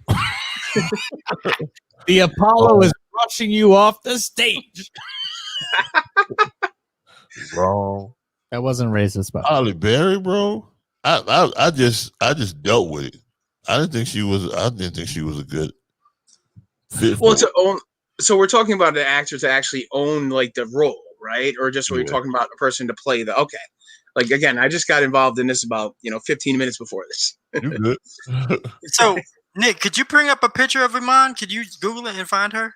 Like Iman is beautiful. Yeah, Iman is beautiful, and she does have the Esque of Storm. Is it mine? Tell me more. IMAN. IMAN, Nick. You talking about the 80s? Nick, there's no way you don't know who this person is. Well, what was okay? IMAN what? Shoe part? No, Iman. No. Just the model Iman. That's all Just you. put David Iman. Bowie's wife. Put David Bowie's wife, and they'll come up. Who? David Bowie's wife. David something. David Bowie. Oh, David Bowie's wife. Yeah. Nick, you don't know who this is, really? I don't know. Let's see. I will. I don't know guarantee everything. I don't know everything, John. Well, I've known you for 20 years. I don't Trust me. mean that. You know who this person is. I promise. I don't mean that because your mom's my mom. Hold on, there we go. David Bowie, My mom doesn't even like you. aka Ziggy Stardust. That's a joke. I had to make you laugh. Oh yeah, you ain't wrong. She's fucking. Am I wrong? I'm telling you, that's a Oh, beautiful woman. That was a great pick. But can she act? Very well done by Yes. very well done by Keith. I'm saying is like I gotta tell y'all, I'm a, you know, I have a bit of advantage. Like I'm a X-Men head. Like Yeah. very few people know more about the X-Men than I do. So Keith, Well- Nick, you want to drop that stupid story about us when we were kids with X-Men's Club? You want to go really deep? All right, so this is kind of like in depth right now. Yeah, we went to Catholic school together. We went, yeah, okay. Start there. We went to Catholic school together, and actually, here's a fun story for the crowd. Yeah, that's a start. Johnny's mom, Lucy, was the wet nurse. Yes, for we my were. mother. While she was, yeah. This is Yeah, real we've been around a while. We've known each other for a little bit. So John's mom actually delivered me in January, and he was born in April. And so we've been friends since literally ever. I guess birth would be the word. So anyway, get to the X-Men thing. Oh, so what happened in 5th grade? in grade school, 5th grade, where there was 2 classes in the Catholic school. There was left side, right side. I don't know what they call them. What do they call them? I got nothing for you, bro. It doesn't matter. It was like 5th grade A, 5th grade B, whatever. There's 30 kids in each class. Me and Johnny were on one side, a couple of motherfuckers on the other side, and they started what was called the X-Men Club. So, being the cocksucker I am, that's not literal. That is a Define that because it was a Catholic school. It was a turn of phrase. Me and Johnny developed our own X-Men Club, and the idea behind the X-Men Club, we're talking 1994. What? I don't even know. 4, 3, 3 or 4. So it was right when the cartoon came out, and what we did is we recruited everyone in the class to have specific X-Men characters. So they were like, John was Wolverine, I was Gambit, obviously, is my favorite, and then we got a bunch of other people to pick their characters like we're doing now. So we started hanging out with the cool kids. What he's saying is, we were the cool kids. Yeah, we were. And then I made up this whole like roster, and I gave everyone business cards I had printed somehow because I was fucking 13. This is in the 4th grade. In the 4th grade, somehow printed. I mean, you guys are probably not surprised by this because so everyone had. We're surrounded by 20 people that like us now. They had all their IDs. Everyone had their own ID with their own pictures and all this other bullshit. And then the other class decided to be fun and try to play us. So me being a computer nerd, I went on their Macintosh and I hacked it, and their roster. This is a true story. Why are we talking about this? All right. Yeah, I know, it's weird. On their Macintosh, their roster, I hacked this motherfucker, and and the guy Chris Murphy that ran it had all of their. You're losing these guys, Nick. no. No. Awesome. Thank you, bro. Thank you. They're waiting for the uppercut, and I'm about to drop it right now. Nice. I know. Oh yeah. Oh, I was there, brother. I hacked this shit, and I did, and I got suspended. By the way, You only suspend you? oh, I got suspended. I So remember that. well, here you go. Now you're gonna learn something too. So I went really threw the stink bombs. I went into that classroom and I hacked their Macintosh, and the guy that ran their X-Men Club had a file with their names. If it was Jean Grey, Oh, I remember this. Was it Pitnella? Was it Pitnella? No, it's Chris Murphy. Shut up for a second. All of their names and characters, and I went to all of their names and characters, and then put a dash, deceased through all of their things. The only person that wasn't like hyphen deceased was Chris Murphy, and I said when dash coming for you, bit. Like coming for you. We're talking like fourth We're- grade, fourth or fifth grade. We're like 10 or 11. Yeah. So I got pulled aside, and the teacher's like, did you do this? I'm like, no. Now this is like a straight up Catholic school. Like, Dude, no, this isn't. we had to wear like uniforms. Bro, this is real. Like, they would slap No, our I'm knuckles giving with I'm fucking giving them the setup. rulers. Like Like they would slap our knuckles with rulers. That's not something that fucking it's made up. Right. that's not Netflix made that up. Like we would get slapped and like they would Wow. And here's this guy running. This guy's running the X-Men club. running the X-Men club. I got suspended because it was like a like you're suggesting you're gonna kill these people. Yeah, that's what they went with it. Yeah. I mean, but that again, before anything, all this stuff really happened, like that happens nowadays. It was like you were just a kid doing this, and it was like an insult to that guy. You weren't really ever gonna actually do anything like that. Let's be honest. Here's the thing, though. I did do that. You killed him? No, motherfucker. I hacked that shit. I said no. Well, no, you actually did it. Just like I said, just like I'm the same person that threw those stink bombs. These guys are bored. Yes, that's what I'm saying. Like, talk about something. No, I appreciate that, man, because I had my own X-Men. We were an organization here in Miami. Excellent. Here we go. Yes, I want to hear this. Actually, that's why I let Johnny run, because I know you had this and you had a specific character you were, and it's very controversial. Awesome. We were an organization in my neighborhood, and here in Miami, we encountered some difficult times. So we created an organization that we call the X-Men. Some might call it a gang. We call it an organization that protected our neighborhood. And so people would come and Nick is my homeboy, so I can say this. We were so diametrically opposed to each other. We actually had a day called Cracker Day, where no white people could come to the school. That's cool. All right. And if you were for the X-Men, we didn't stand for that. So if you wanted to come to school that day, you would come to our spot. My homeboy Mike, who is a Dominican dude from New York, you would come to our spot and say, listen, I heard, like, it was really clandestine. I need to talk to the X-Men. And they look around and say, come with us. And they got him down into the basement, Mike's basement. And so all four of the leaders of the X-Men were sitting in the basement. And I was the leader, and I was the male version of Storm, because Storm was the leader of the X-Men at that time. And so they would ask us for protection. And they say, listen, I got a test on this day. I need to come to school. Would y'all protect me? And be like, we'll protect you. But you're going to owe us a favor.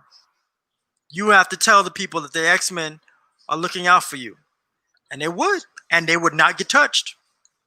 Somebody say, somebody stole my Nintendo video game. I need somebody to go to this dude's house and get it. We send somebody. And so I was Storm. My co-leader was Wolverine. The other co-leader was Colossus. And my best friend Bruce was Longshot. Oh, Longshot. Yeah. I like that. Pulling out Longshot. That's a good one. Because he was lucky as hell. He had been hit by cars and never got hurt. So we called him Longshot. But we were a group for years. And it was a secret society. Like, did you hear about the X-Men? Do you know about them? Yeah, it was serious, dog. We were not to be played with. In middle school, we was the shit. That's awesome, brother. It's dope.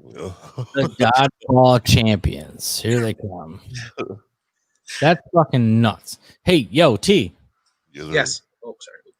Oh, yeah, I'm sorry. Like, all right. No, I'm John. Just call me John. Yeah, good. No, I'm not talking to you, motherfucker.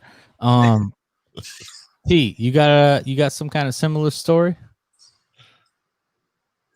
I'm a jock, bro. I'm a jock nerd. So everybody who I dealt with played basketball or football or play some type of sport. So we all stuck together. So I'm in the same spot. You're too good for this. I want to hear y'all choice for Cyclops. Yeah. Let's do that. All right. Who? I think Mr. T here should set it off. Mine's gonna be kind of like but the only reason I chose this person because of his jawline, and I think he can still be a good actor of Cyclops. So basically, Tom Cruise. That's who I chose the Cyclops, Tom Cruise. Because that time, you know, say when he was in Risky Business and all that stuff out that time, Ooh, dropping the Risky Business. You know, so I thought he'd probably be a good probably be a good Cyclops to me. And Good choice. I like that choice. And also going forward to some of his other movies, such as backwards. Remember Legend? Ooh, wait a minute. You remember the movie Legend? No, I never heard of it. Bro. Of course, bro. It's the fucking biggest. Well, when I saw that, so I also thought about that too. I was like, well, yeah, he could be like, you know, the boss of the X-Men. So that's why I saw him as. That's when I go back to every time I think about somebody, I always go back to their movies and see what roles they play, and see how they can, you know, so how they can intertwine with this actor or person. So that's why I said Tom Cruise. Jawline, he's a really good actor, and plus, I'm saying I think he could be an asshole too. So you can prove that from I'm gonna back you up a little bit. I think if you watch him in A Few Good Men, dude, he controls that court scene. True. So yeah, I can see that. I can see that for sure. I like that. Captain Wade, what was your pick here? What do you think? Mine is a little bit maybe off the beaten path, but I think this dude definitely didn't get the after this particular movie, he didn't get as much push as he should have. But Michael Ben from Terminator. Ooh, Kyle Reese. Kyle Reese. I'm about to change mine because I think that would be good. I think change mine. I think you just made Johnny's pants wet because that's that's the kind of actor he's into for real. Michael Ben, like Cyclops is never he's another one that has never been written correctly. Cyclops is a tactical leader, man. He is the leader of the X-Men, man. So I think he needs to have that kind of gravitas, that gravity, like, listen, I am in charge and this is what we're gonna do. And Michael Ben is that in spades. You saw it in Terminator. I mean, yeah, if you take the first Terminator movie and you ask yourself who controlled that movie, I think you're absolutely right. I think Kyle Reese, the Michael, whatever his name is, I'm sorry. Yeah. Sunday night, you know what I'm saying? Football Sunday. Can't remember everything. Exactly. But I think if you take in terms that movie, how he really was the star of Terminator. Everyone gives it to Arnold because of his build and but he said 3 words, right? But can we stop right there for a second, Nick? Was Arnold really ever a great actor? No. Exactly. So what are we doing then there? What's the... No, I'm just saying, the reason Terminator was popular was because of him. Yeah. Right, correct, yeah. Realistically, the guy who played Kyle Reese was the heart and soul of the movie. Right. And the only reason Terminator 2 is good is because everyone's talking about, oh my God, Sarah Connor fell in love with this guy after a day, and now the script's terrible. A naked guy in the street. I mean, he must be a handsome guy. He's wearing he took bum's clothes. Who knows when the last time that guy showered was? You stole that. You just stole that from a meme. I might have, but who cares? No one knows. No one's watching this anyway. I do. Woo! But no, I think he's right. That's a great choice. That is a good choice. That's a really subversive, and I think because Cyclops is supposed to be the leader, though, right? That's the discussion, right? He's supposed to be the leader of the group. So, you need that actor that is supposed to be not get mad, not just level-headed, and has a thing, right? So, I mean, I think that's not bad. I think that's an inspired choice. I don't think that Michael Biehn. You didn't pick anyone in the top 100 actors of the 80s. You picked someone that was kind of shunned, and I think he would have shined. I think you're right. Mm-hmm. Who else got something? I'll for Cyclops. I guess I gotta throw one out. I guess that's the game. I'd say I'll go Chris O'Donnell. What? I just wanted to see you laugh. I know. Have you ever seen that? I know you didn't have a lot of prep time, Batman, but give me a fucking break. Come on, you knew it. You knew what I was doing with that one. I have a couple good ones for other ones, but come on, like I just wanted to see your reaction, Nicholas. Wow. My choice for Cyclops, just based on looks, is Rob Lowe. Oh, get I said with looks, bro. dude! I could break that guy over my knee. What are you talking about? Jawline. His jawline. He's got the Oh, look. jawline. That's true. Yeah, that's a good point. Yeah. He's got the look. Yeah. Yeah. I see where you're going with that. That's actually a good point, right? With the jawline, and then you put it around like his head. I could see that. Yeah, okay. I didn't put a lot of thought into it, but if you know what, think about it though. If Rob Lowe doesn't have to speak because he's Cyclops, and he just has to stand there, But that's not going to be. That's not even in the Right, that's not the question. Because because Cyclops is the leader, so he has to. He's talk. the leader. He has to talk. Yeah. in the cartoon he barely talks. So come on. But in the comic books, he's the leader, man. That's the dude. Right. Exactly. Nick, and you know that. You go because you read the comics same as I did. You go through it. He's actually the real leader. Yeah. He should be he's actually the most bad motherfucker on the planet. Right. Well, his brother is. But No. he's a master tech. I went straight to heaven. You know it. He is a type. He is real talk. Yeah, So Jean Grey. Now we said Cyclops. Jean Grey.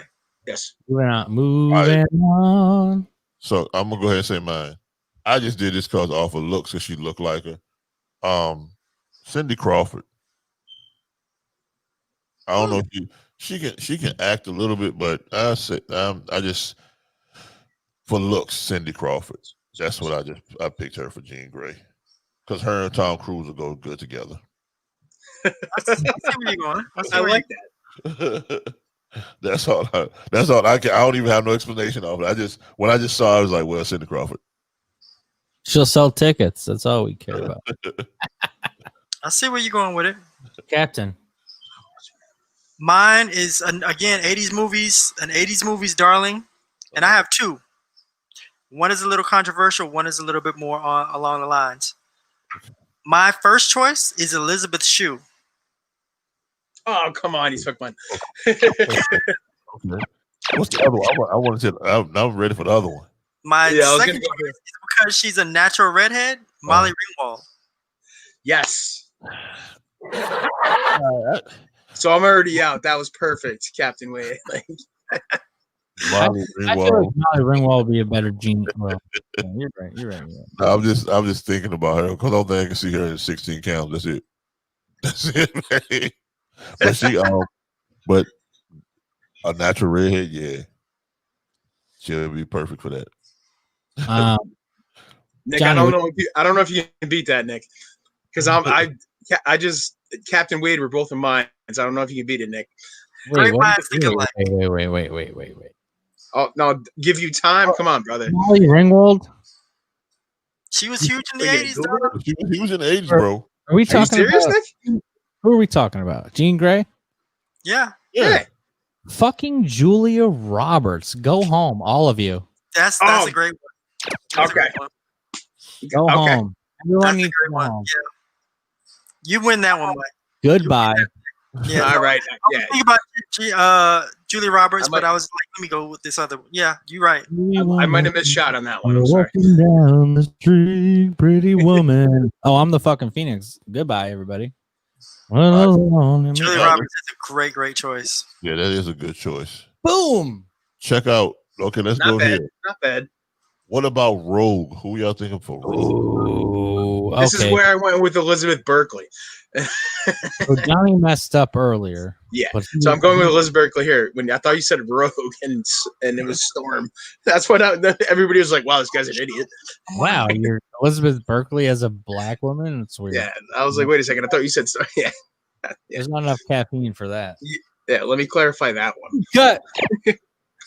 All right, so my rogue, I had like 3 people, bro. So I couldn't pick one. I was just trying to figure out how. Dude, hear them all. All right, Like- hold on, T. Hold on, T. If you got 3, let's hear the other guys That's first. fine. Go ahead, let them go first. John, go ahead. No, Just- I want to hear more. Just because I want to hear what they say first, and then Well, I you already can, said mine, so oh well, no one cares about that. That's a shitty fucking pick, by the way. yeah. All right, Well, thank you, good sir. Well, thank you, good sir. Captain Wade. I have 2, Okay. All right. Oh, you got 2 too. God damn it. and the first one is kind of close to my heart. Oh. Drew Barrymore. As Rogue. Interesting. Oh, that's pretty good. I love Drew Barrymore. She got that kind of like trailer trash kind of feel to her. Yes. Right? Yeah.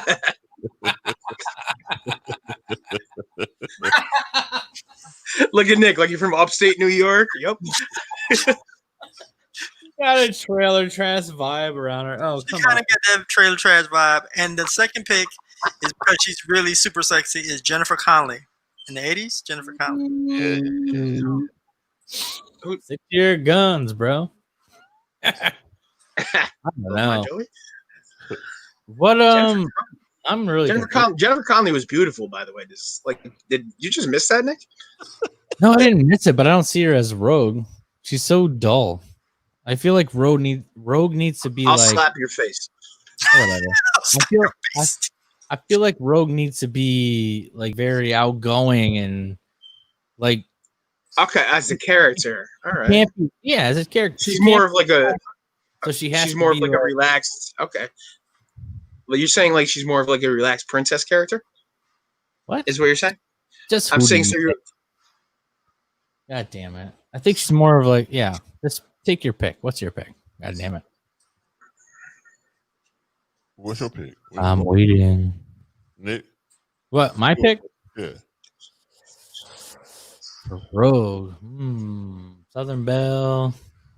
I don't know. I don't really have one. All right, so check this out. Y'all What? ready? I do, but I don't. I want to wait. All right, so I picked these people because I had to go back into my database in my mind about who played Southern Belles and stuff, right?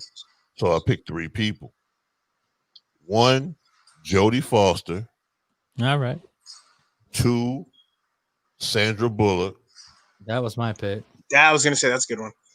And I know y'all gonna probably like, what the hell? So the 3rd one, Kathleen Turner. Hmm. Okay. The reason because all of them they have like some like Kathleen Turner had.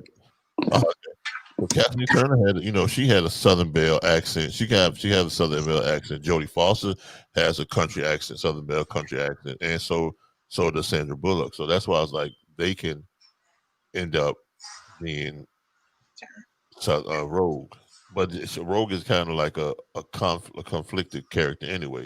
So that's why I said that Sandra Bullock and Jodie Foster, they play conflicted characters, a lot of them, and that's why I said those 2.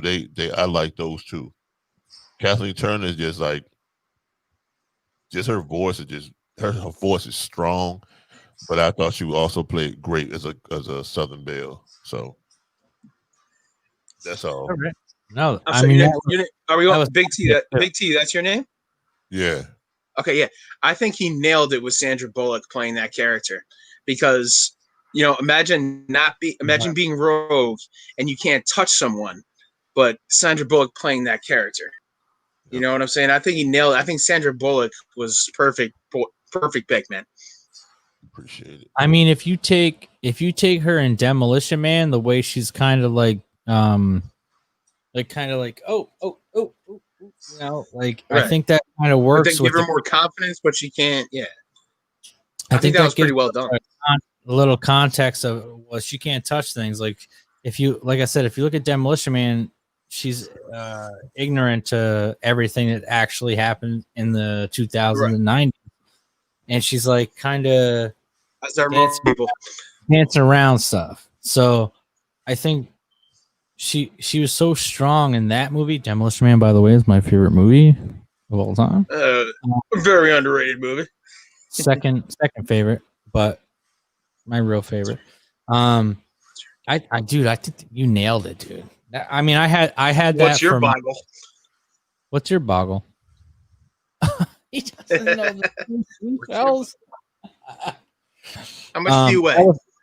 That was my pick too. I'll be honest with you. What, Sandra Bullock?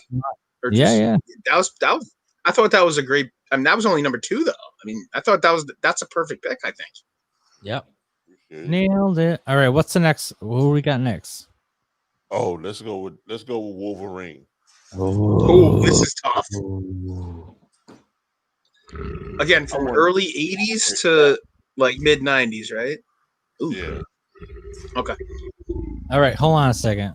We're gonna Nick, go to did you just Cap take a real poop? quick. No, I got sound effects, motherfucker. I'm gonna go with a guy that maybe is a little bit too tall.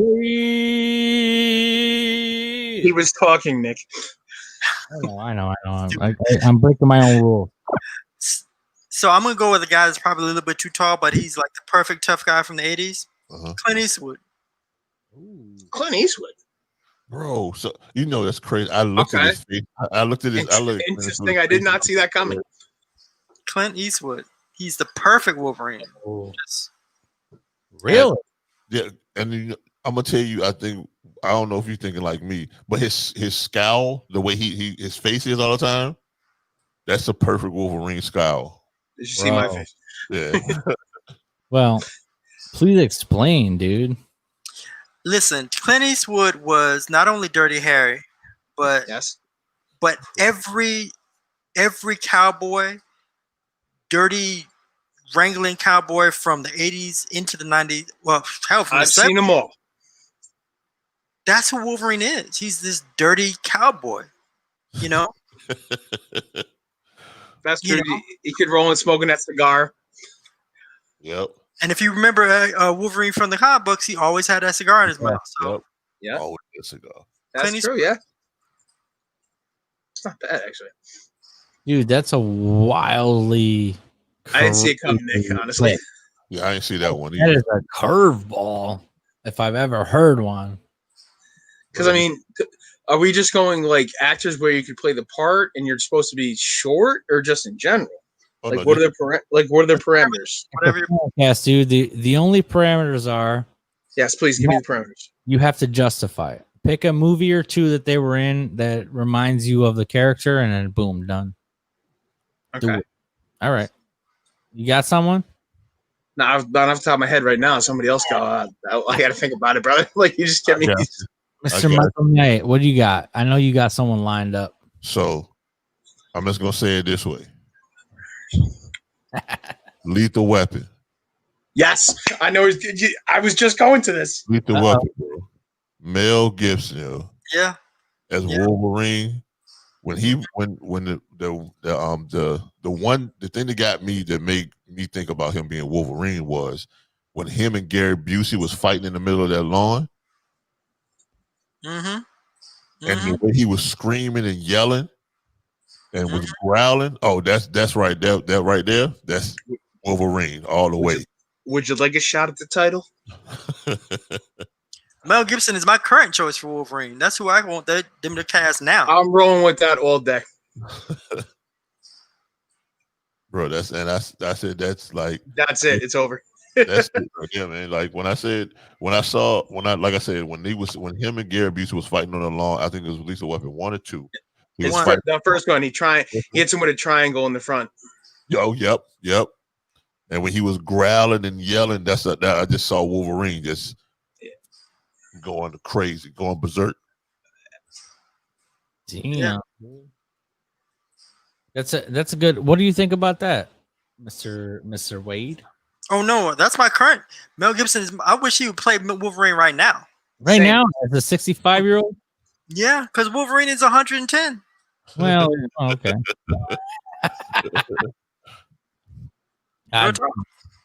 I think you know what? All right, Nick, you're searching now because that's the best answer. Let's be honest. At fucking 70 is the best answer. What are you guys smoking crack? Without. Oh, you're just trying to come. Now you're just talking, trying to come up with something, brother. Bro, here it is. Here it is. What you got for me? It's not my idea. I'm stealing it from the internet. Clint Eastwood's son. No, leave. He won't know. Was he acting? Was he acting during that time? No, he's acting. Oh, you're right. Yeah, again, the parameters are what? Wrong. Dude, I don't even listen to myself. Wrong. No, for Wolverine, dude, we talked about it all day. I think that was it.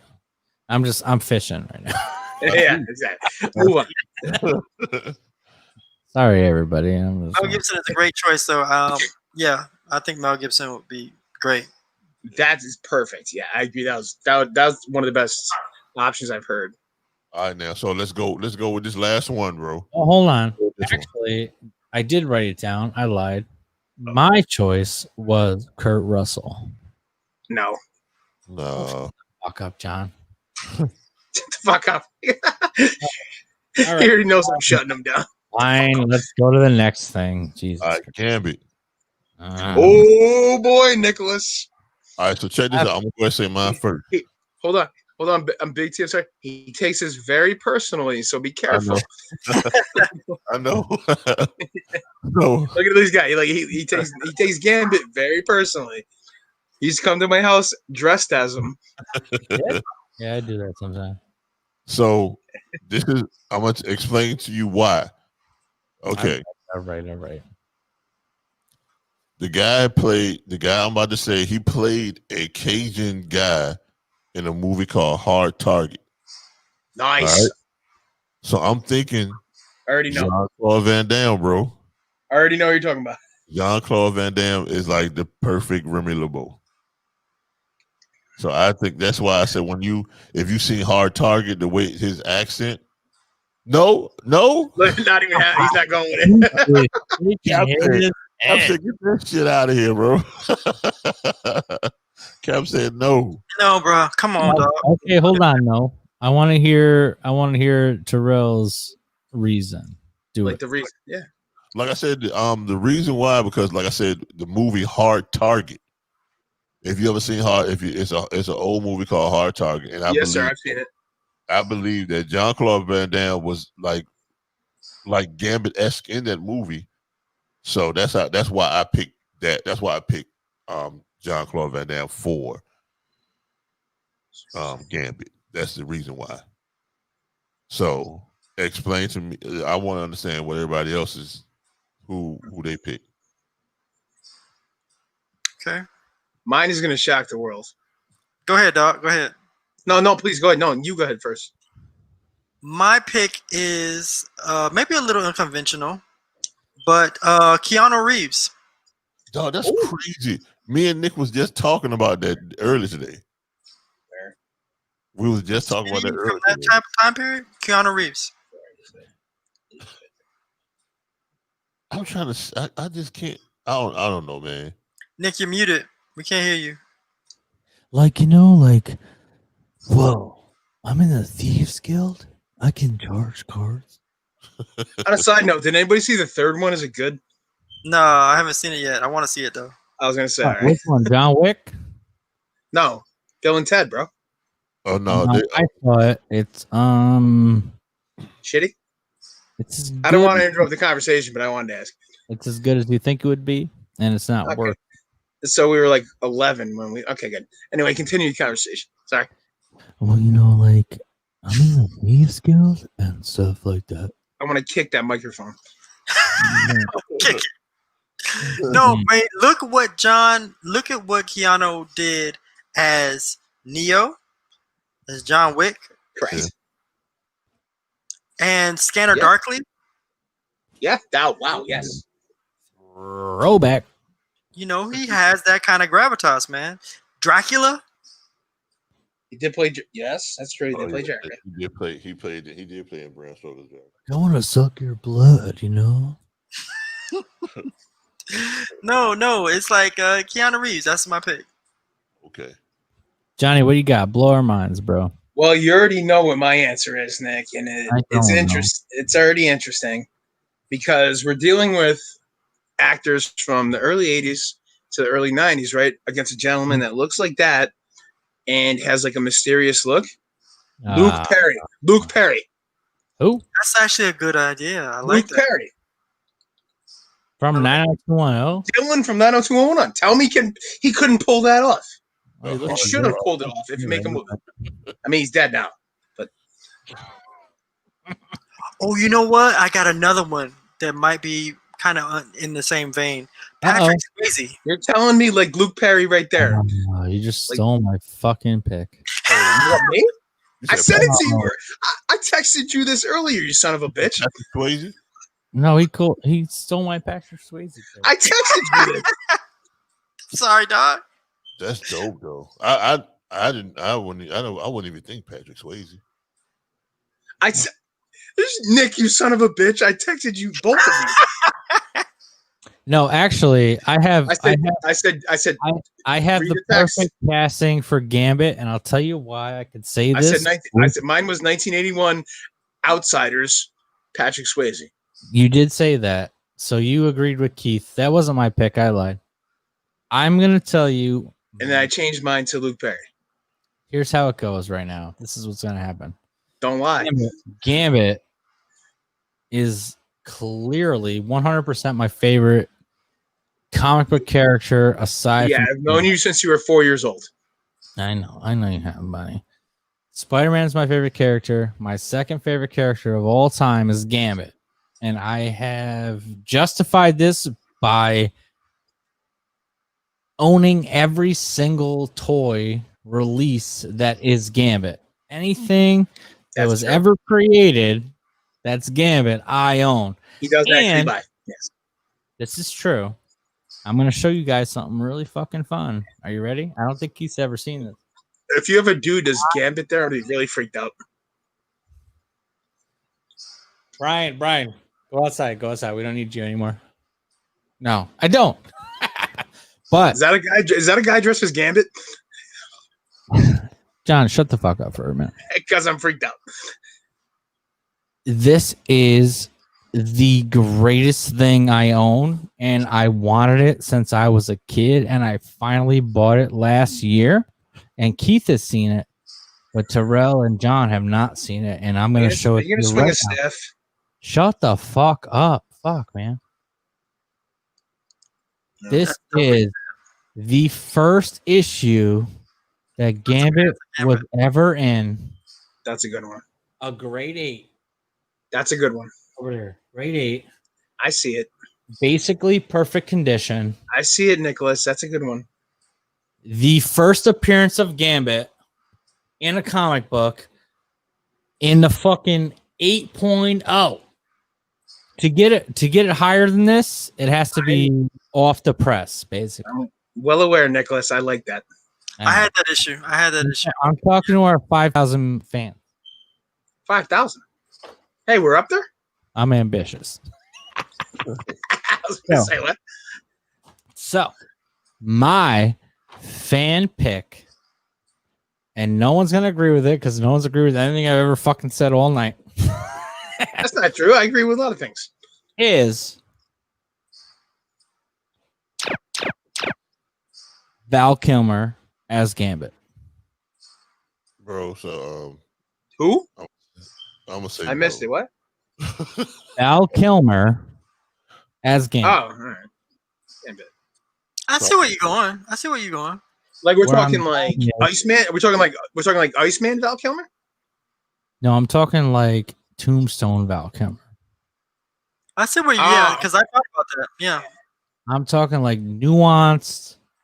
When he was in his When he's in his prime. No one. He doesn't care about dude, anything. I'll tell you what, Nicholas, him Ghost in the Doc Darkness. Holliday, Doc Holliday playing Gambit, dude. You might have just won that. I think you're right. I like am the winner. And that's just my opinion, Chris. Doc That's my Holliday opinion. playing Gambit is good. But okay, all right, so check this out. I'm looking at this Uh-oh. picture of Luke Perry, right? There we go. So I just look at this picture of Luke Perry. He does resemble Gambit though.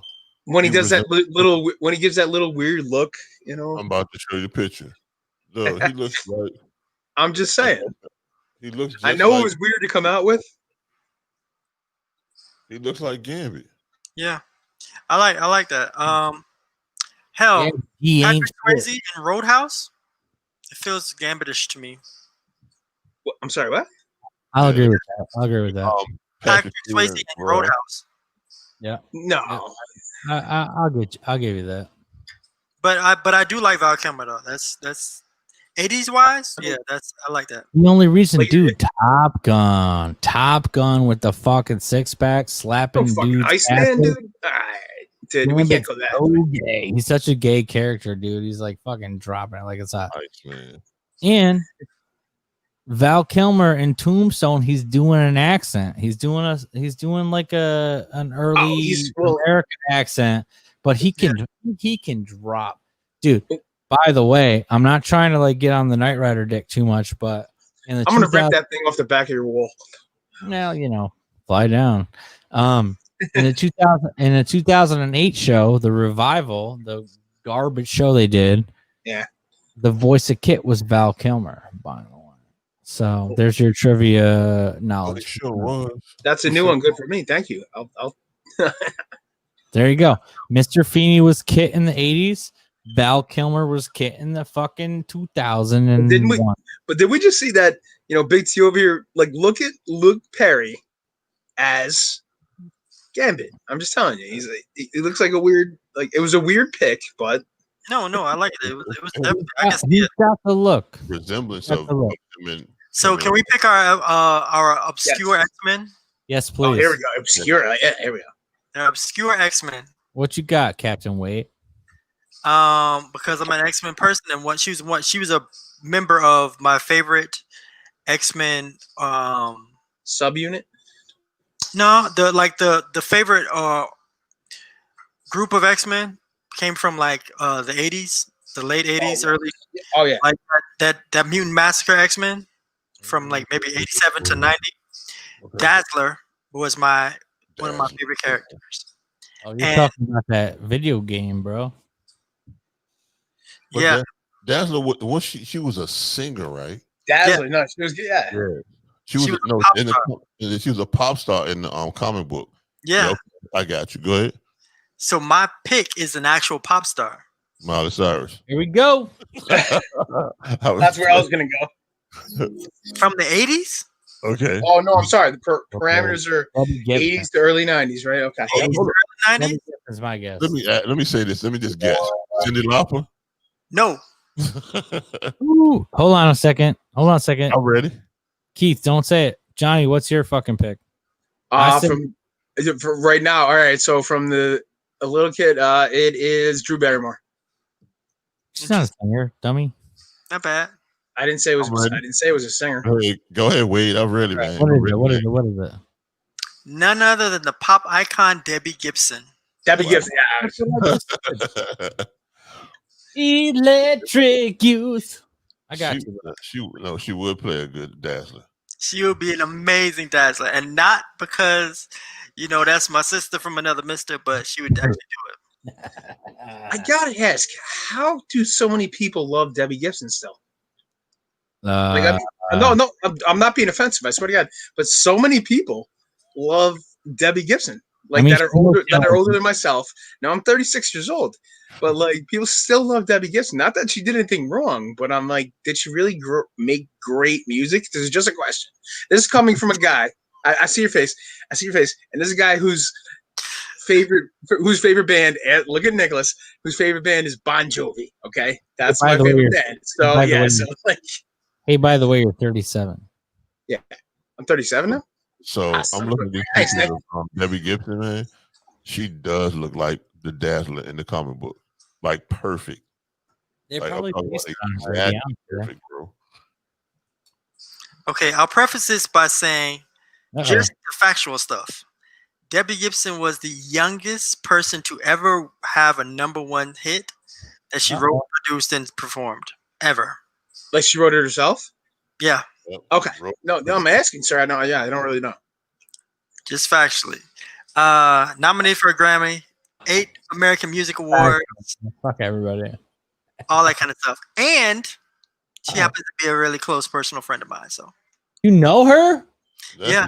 Oh, I'm so awesome, man. That's great, dude. I'm sorry if I offended you. I'm sorry. That's awesome, dude. no, like she's like in real life, she's like a good friend of mine. She's like Oh, excellent, dude. That's cool. we talk to each other on our birthdays and shit. She's in my movie A Warrior's Path in the movie. That is It's electric. awesome, bro. You should have told me that. I'll marry her right now. Listen, when I tell you, and I'm not tooting my own horn or anything, Debbie is exactly that's who cool, she man. thinks she is. She's an amazing, like, cool ass person, man. Just like fucking cool as the other side of the pillow. Nick, don't be a jerk right now. I'm trying to listen. That's awesome, bro. No, it's cool. It's cool. No, man, she is awesome, man. Really, really like no bullshit. Yeah, Salt of the earth kind of girl. awesome. Hey, I love her.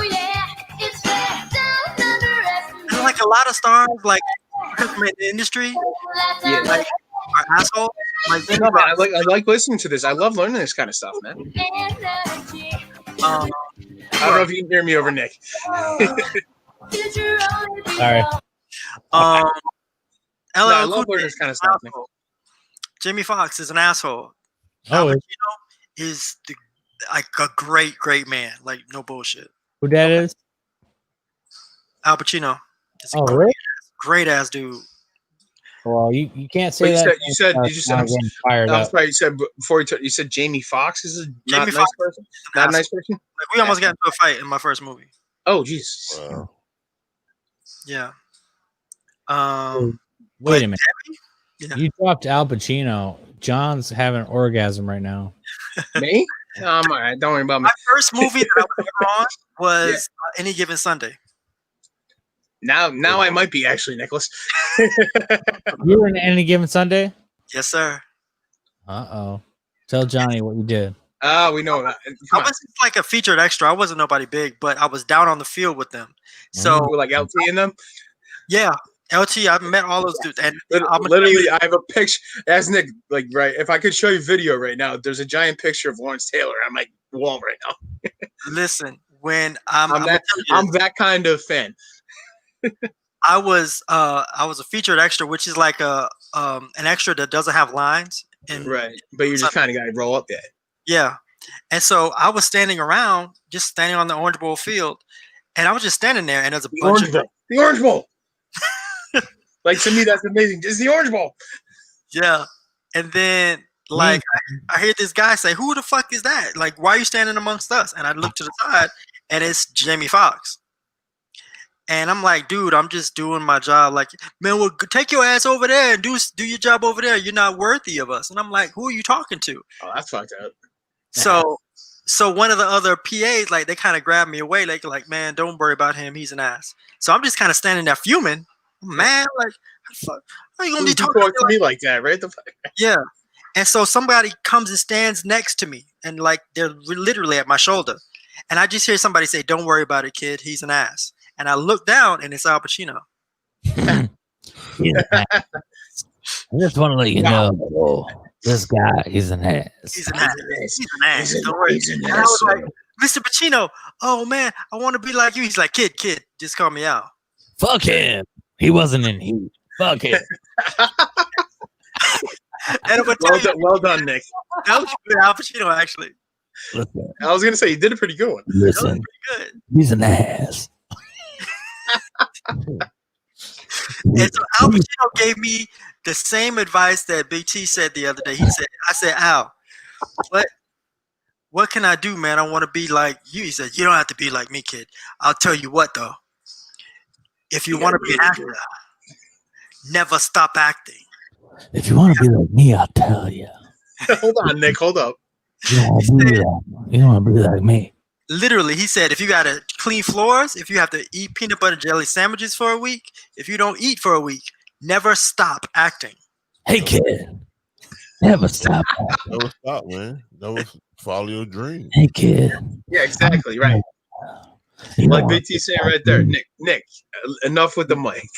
Good, right? No, it's pretty good. And then he took me. He said, "Come here, kid, come here." So he took me over to this like little I tent. got you, brother.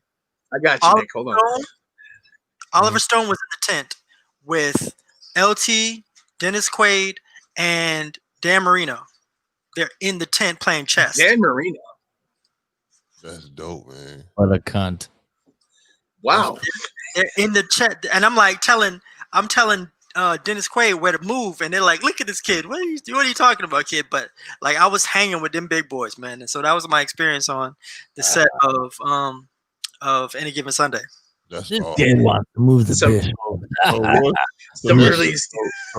So now, since you told me that story, now I believe it. Since they said Jamie Foxx was an asshole, so that's why him and Dagon LL Cool J probably got in the fight. They got in the fight the same day. Here you go. Right. I want to hear the story. They got in the fight the same day.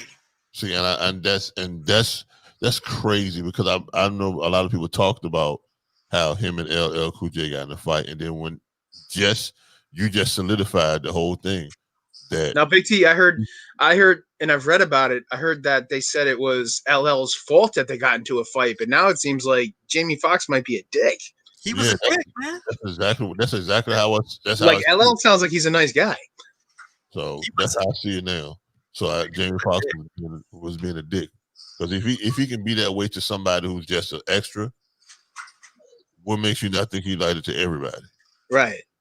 Exactly. And then even Jamie Foxx, real dick. The fact that it's like, why would you mistreat somebody who saying that's just there, just there, and in the movie with trying you to help you, bro. You don't do that to people. That's why I can't stand people that act like that, think they're too high and mighty. Because the way you came from the same spot where you're a big star. You ain't not the same spot where he was at. You probably was an extra in some shit too, and then you go treat people like that. No, it's like that. That's not happening, right? Exactly. It's like, wait a second. You a good one, bro. Like I said, you a good one. Because I would have ran his ass down and beat his ass. Literally, and just like there said, "Fuck it," right? I've had situations, dog. Like I could tell you guys stories about being in this industry. Amongst different people that you know and maybe like, and I could tell you, but I would just say to facilitate everything. Again, rumors are rumors, but like listening to stuff, this is when you hear it a lot of times, this is what makes it true. Because I trust a person like you who has nothing to gain, right?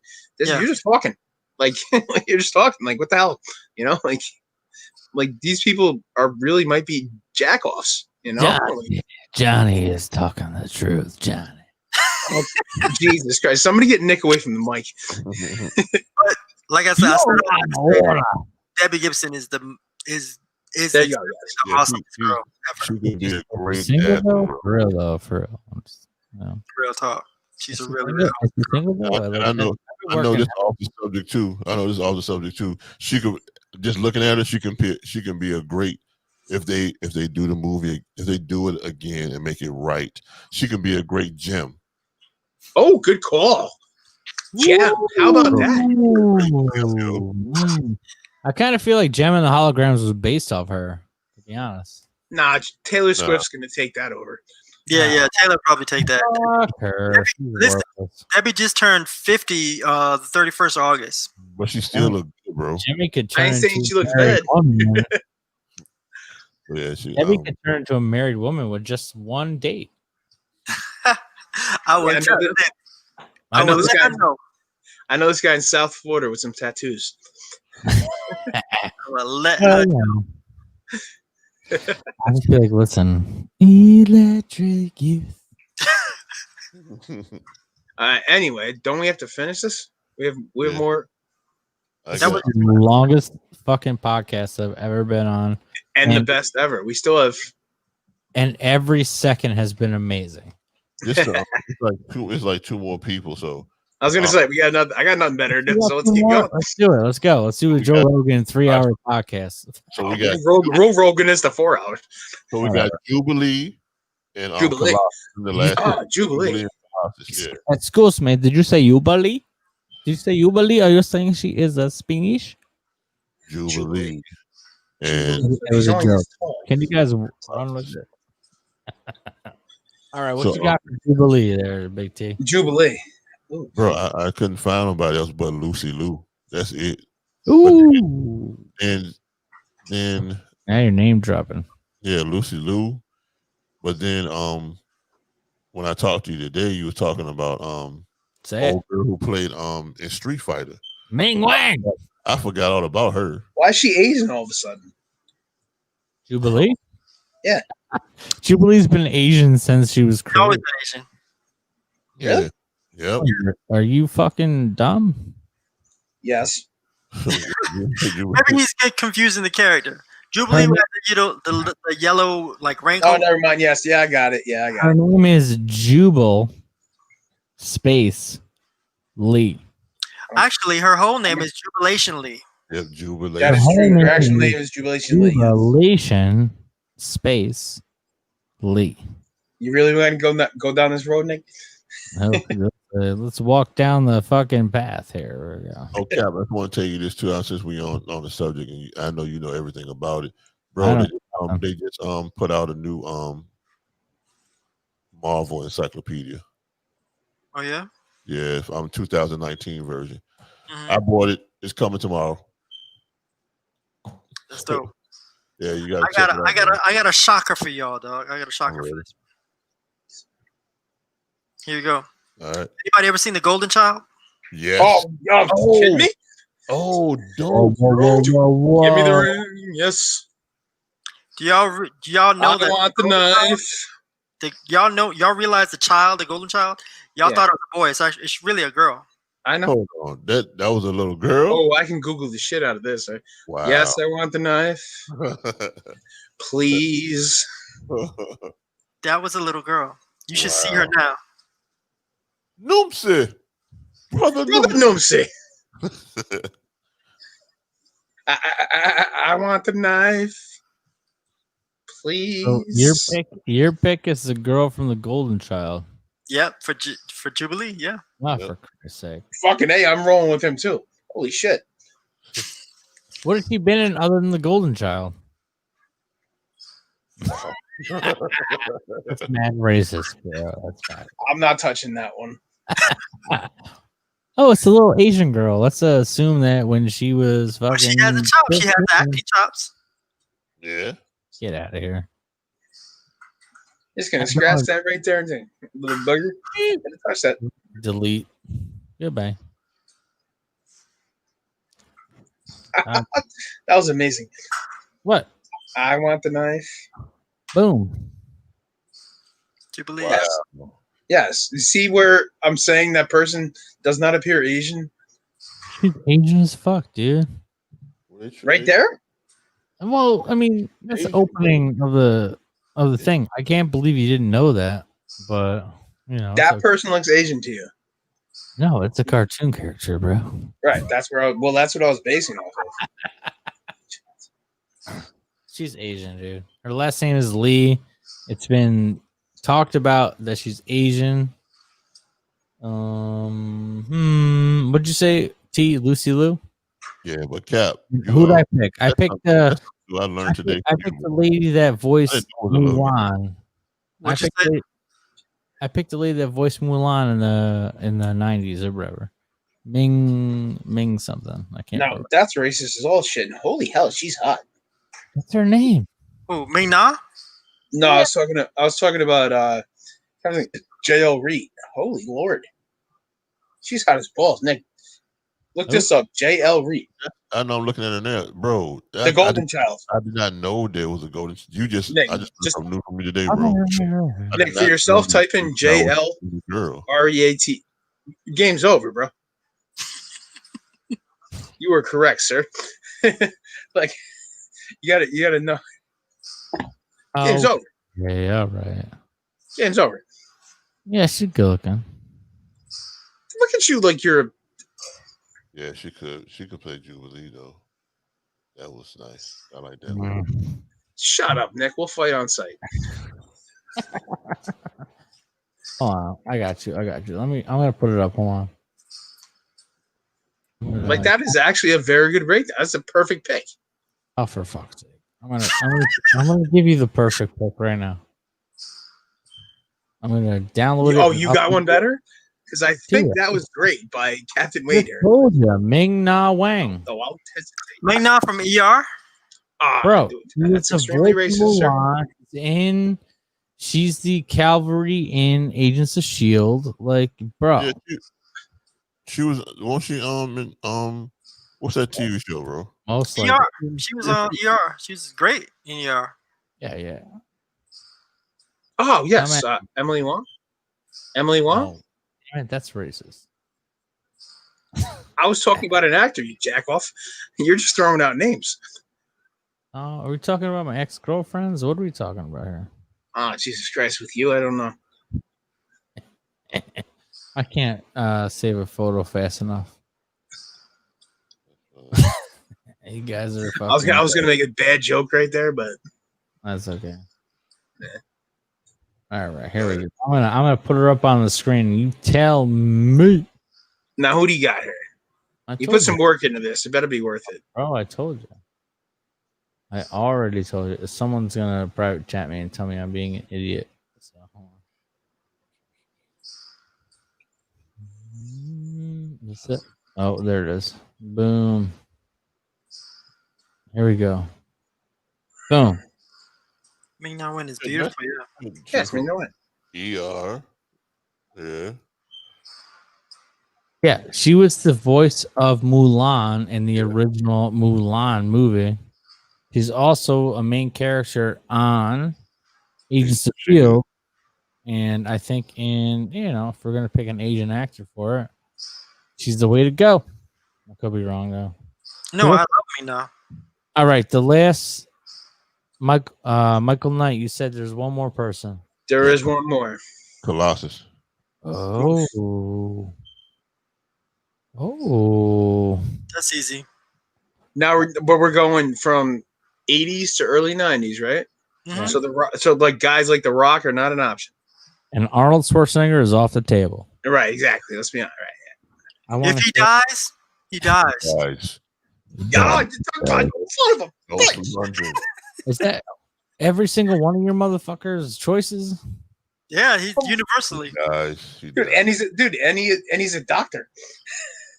And he is Eastern European. A black belt in like 3 different martial arts. Wow. Yeah, it's hard to beat that guy. Yeah, that's it. I'm surprised that you all picked that guy. Well, I did. I didn't hear what Mr. T picked. Dolph Lundgren. Oh, Dolph Lundgren. Yeah, okay, there we go. Yep, Dolph. Yeah. All right. Did you have any more? No, that was it. That was the only person I could see. Him. Yeah, I was gonna say it's got to be Dolph. Yeah. Him and Arnold Schwarzenegger, but everybody pick Arnold Schwarzenegger, but him and Arnold Schwarzenegger, them like the main two. It's got to be Dolph. Mm-hmm. Nick, you're gonna try to dispute this? No, I have nothing. I thought it was Arnold or Dolph. Like, there's no. Well, Arnold's the easy one, but Dolph Lundgren is actually like 6'5", has a black belt in most martial arts, and is like a PhD in, I believe, if you Google it, I believe it's biochemistry. I'm not going to Google it. I'm just going to believe you. Yeah, I was going to say, I believe it's biochemistry. And then he said it's a Russian accent, so. And then it was Rocky IV. So what are we doing? I must break you. No, I must break you. I must break you. No. If he dies, he dies. All right, that wasn't bad. All right, you know what? I'm the only one here doing voices, so you all can back the fuck up.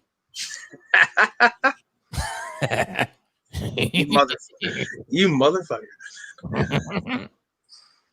Man, this was like probably the best radio show, podcast, conversation that I've ever been on. Like, how do we go Joe Rogan 2.5 hours, Joe Rogan? You know what I'm saying? Well, I guess we just stay busy. No doubt. Yeah. This was awesome. It was I wish there was more people that were involved in the chat, but I wish my video worked. Well, it'd be nice if your video worked, but you're also ugly, so. So before we go, A lot better looking than you. I just want to tell you, Cap, man, again. Yeah, And I know I stress it a lot, bro. Thank you again, bro, for not giving up on your dream, bro. Thank you again for not giving up on your dream. Like I said before, and I was trying to explain to everybody, if you want to do something, do not give up on your dream. You're gonna have naysayers and people tell you that you can't do it because those people aren't trying to do it. They want to put you down and just watch you not succeed and be down on the level with them. Cap didn't give up, bro. He didn't give up. Even though all that shit that he had to go through, he had to lose money and do all this stuff. He did not give up. So don't ever give up on your dreams. If you love something that much, don't give up because it's gonna pay. It's gonna pay out. It's real. This is no lie. It's gonna pay out. It might take some years or something, and you might want it right then and there, but it might not have been meant for you right then and there. Just make sure you don't give up. Whatever you do, don't give up. Like I said, you're gonna have naysayers all the time, but don't give up. Prime example, Cap. He never gave up. 30-something years. This man wanted this comic book to be on the shelves. And what he doing there? He got it on the shelves. And I'm about to buy me 3-4 copies. Thank you. And I just want y'all to know, man, for real, man, Cap. I know I'm repeating, reiterating the same thing over and over, but I'm so serious, bro. I just seen so many people give up on their dreams, and then it's always, man, I could have did this, I could have did that, but why give up? Absolutely. Thank you again, brother. I really do appreciate it. Thank you, man. Thank you, man. Thank y'all for having me, man. It's cool. Like, this is the first time I've had an extended amount of time to talk about it, so I love it. Thank you, man. Thank you, Nick. Thank you, Big T, man. Thank you, John. I appreciate y'all, man. Sorry, I had to find the. I appreciate you, sir, and also I'm definitely getting books. I'm going to get them from my nieces. I appreciate that you said. I believe it was your niece that was in the military. Yeah, my niece, my cousin, and my best friend. All right. Well, I appreciate their service as well. Yeah. Thank you. Thank you, man. Thank you very, very much, man. I'm honored by the fact that y'all, just took the time to talk to me about it. So I appreciate y'all a lot. Yeah, appreciate you, brother. Really do. I will just say, like, me and T have been talking about this. Me and Terrell, Mr. Mykill Knight, Mykill Knight 007 have been talking about doing this for a long, long time. And like you said, a lot of people say they're gonna do something and they don't do it. And between the two of us, we kept each other motivated and we did it. And that actually has a lot to do with Mr. Captain Wade here, because he invited me to his very successful podcast and brought me in. And their show it's very specific. Like, they have 3 great hosts that are all super educated, super smart, super witty. And they have 2 DJs that are also chiming in on the topics. And to be brought into something that's been around for 3 years and be asked to be part of it, it's like very humbling for me, and it's very tough for me to be in front of a camera. I'm like, I have a lot of like stage fright. And so I appreciate you, and I appreciate what's that? It's because you're ugly. Well, and then there's John, and I don't like this guy very much. Shut up, motherfucker. You're awesome, man. Your awesomeness is tried and true, man. I appreciate you being a part of this. And I also thank you for that. By the way, I also like to thank Terrell here for kind of like pushing me up and telling me like, hey, we can do this. Let's do it. Let's get this thing started. And then, we brought Johnny in right now, and I have literally been fishing for John and me to do something for years. Years. All we do all day is talk shit about the podcasts that are out that are popular. And I'm like, man, we just need to do one. So I'm like, I'll pop in. yeah, I'm baffled that he joined us and stuck around for this long, and the fact that this was probably this is the bar. The bar has been set, and I'm not going anywhere. I'll be back. no, So, you can go away. We don't care. and if y'all have, I'll come back next week with the trivia stuff, and by then hopefully Nick, you'll have the comic book, and you'll be able to. Yeah.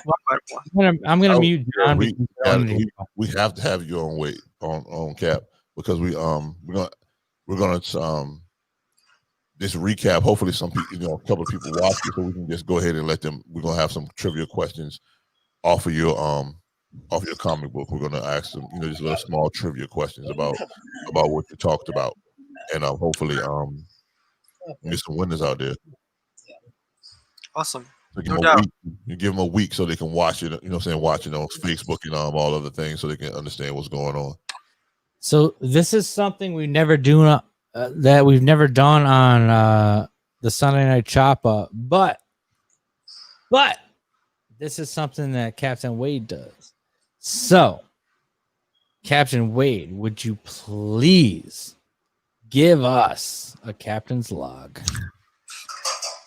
I'm putting him on the spot. He's not prepared for this. Okay. All right. I'll do it. That captain log, boy. All right. I'll do it. Here we go. Do it. Captain's log. Earth date September 13th, 2020. I think about Tupac Shakur today because 17 years ago we heard that he had passed away. He left this place on September 13th. So I think about him in the idea that one thing can look a certain way, but it can really be something else. And much to Big T, man, you were talking about following your dreams and how we look at our defeats as something that's negative. When our defeats are things that are just adding salt to the wounds that we have to clean out anyway. Our defeats are preparation for our greatness. So tomorrow, when you have a situation where you feel defeated, or the next day, or the day after that, put that in your pocket as collateral for your greatness, because it's coming. You are just storing up the L's to make yourself a very rich person in terms of acquiring the necessary experience to be great.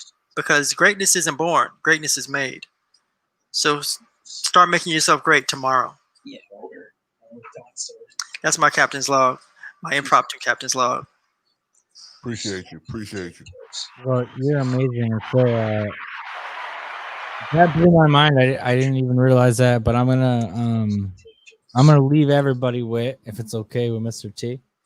I have a tattoo on my rib cage. I lost a couple friends back in early 2000s, and that's why Johnny's. Well, there's more of a reason we're friends. I'm just gonna say it, and then we're gonna end. And this goes for everybody in this channel, everyone that's listening. We must remember that tomorrow comes after the dark, and you will always be in my heart with unconditional love.